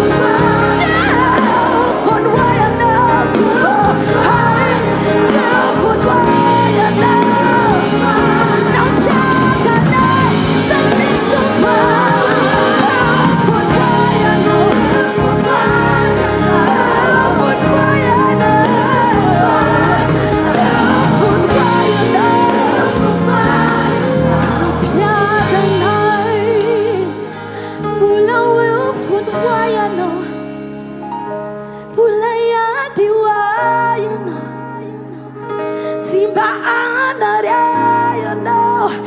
Nati saruchas fai turni telinao yati wayano fa sambara kuyano mati wayano namudia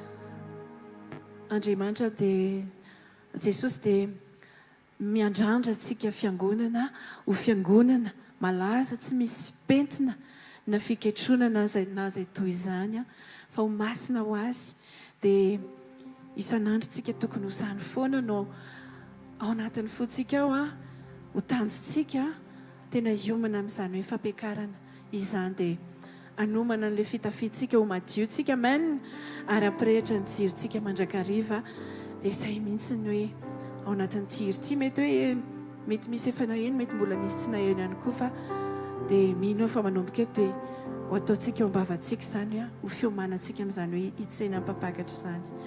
Halleluja.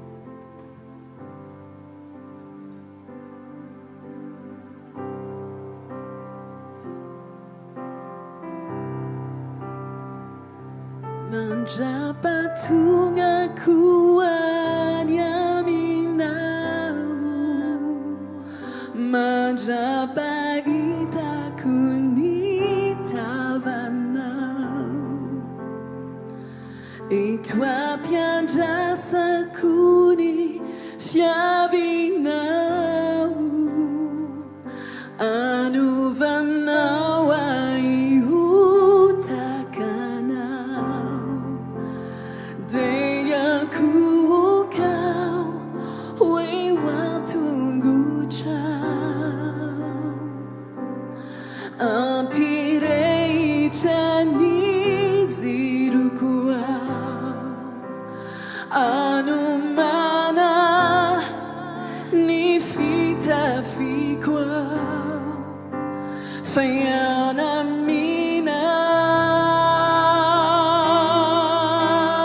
faianaminao tsy tsatrao itsaokanao nyamikoretra atolotroanao fa miandrianao ny tempolinao ty ahitanao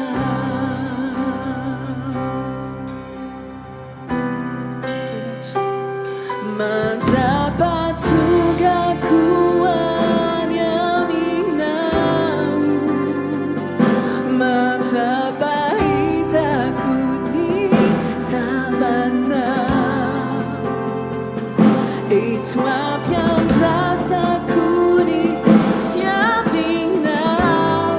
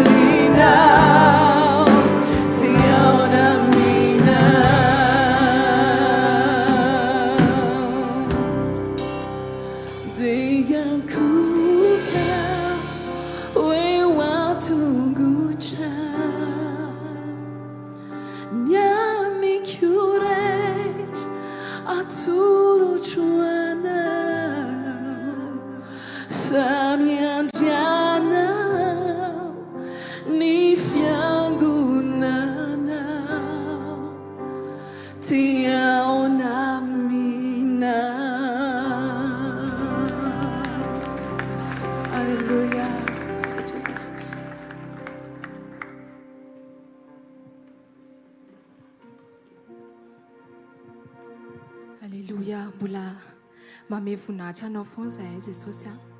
Ianao rery ihany mandrakizay nomenay voninahitra nioderainay mandrakizay satria ianao ilay Andriamanitra avo indrindra.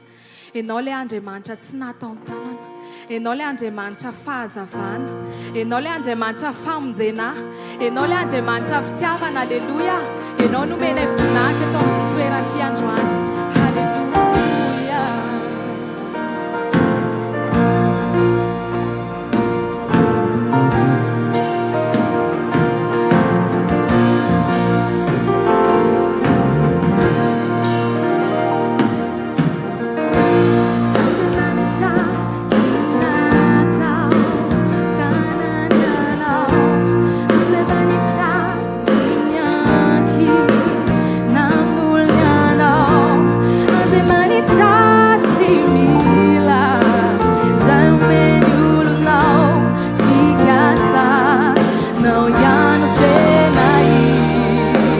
Andriamanitra tsy natao-tanana ianao.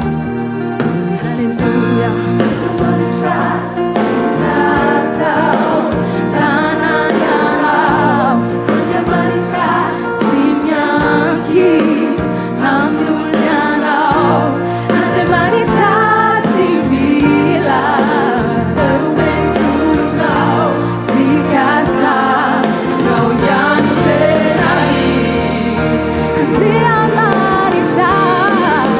Te amar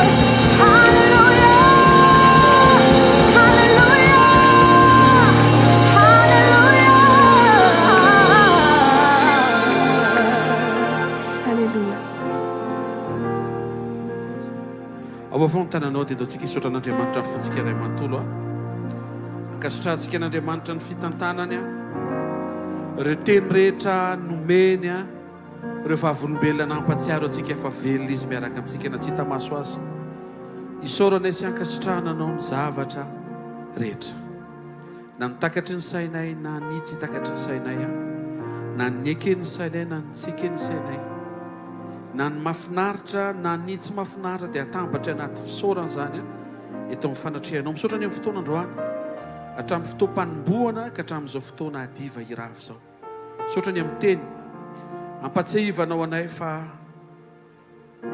ny lioana masika tady izay ho arapany ka rehefa mamono vokatry ny fanahy zay dia miala maina izy ianao Jesosy nitaratra ny aviavy te ahita vokatra avy aminy ary zao rehetra izao dia miandry fatratra ny fampisehoana ny zanak'Andriamanitra amin'ny alalan'ny vokatry ny fanahy vavaka ho ny tsiraray avy izay tonga eto amin'ity tolakandro ity ianao amanginy isa-tokantrano amanginy isam-batan'olona aoka isy vesatra sy fandraisan-dahatra ny naty maika iombona aminao hatrany tsaroviny tsiraray avy izay tonga eto Jesosy raha misy ao anaty vesatra zavela hiala ny fivoriana izy miaraka amin'izany vesatra zany aoka hiezitra sy hiala zany raha misy marary na manaintaina ao anaty fampahoriana ny fanahina ny aina ny vatany a eto amin'ny fanatrehanao misy ny rehetra ary izay mahafantatra ny fahamarinana ny teninao dia afaka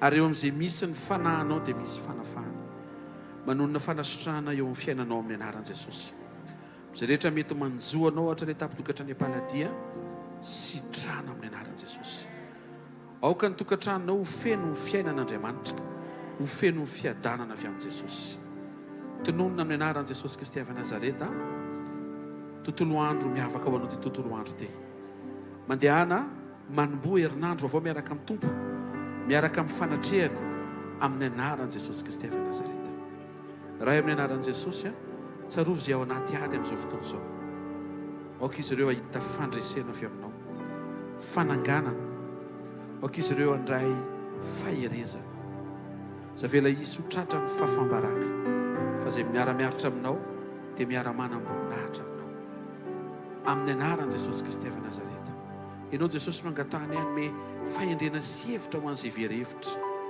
ho an'izay miady saina ho an'izay manampahatsapana tony ao anaty fahamainana na ao anaty fahafoanana aoka ny fahafenoany fanatrehanao ny fahampiny fisinao amela marika eo amin'ny fiainana mandraka arivo amin'ny anaran'i Jesosy Kristy avy Nazareta amen raisy nitsotra an'izay tononona amin'ny anaran'i Jesosy hitahanao aneny tomboka iaronao ampamirapiratra ny tavany aminao aneny tomboka mindra fo aminao a anandratra ny tavany aminao aneny tomboka meanao a fiatanana amin'ny anaran'i Jesosy Kristy venina masa sy manan-kery avy Nazareta amen zarao rao mifahasoavana fa mifahasoavan'Andriamanitra no matoy izao a ary mifahasoavan'Andriamanitra no matoy izao anareo a amen faranantsika mitehaka amin'ny revidrevitra be ho an'i Jesosy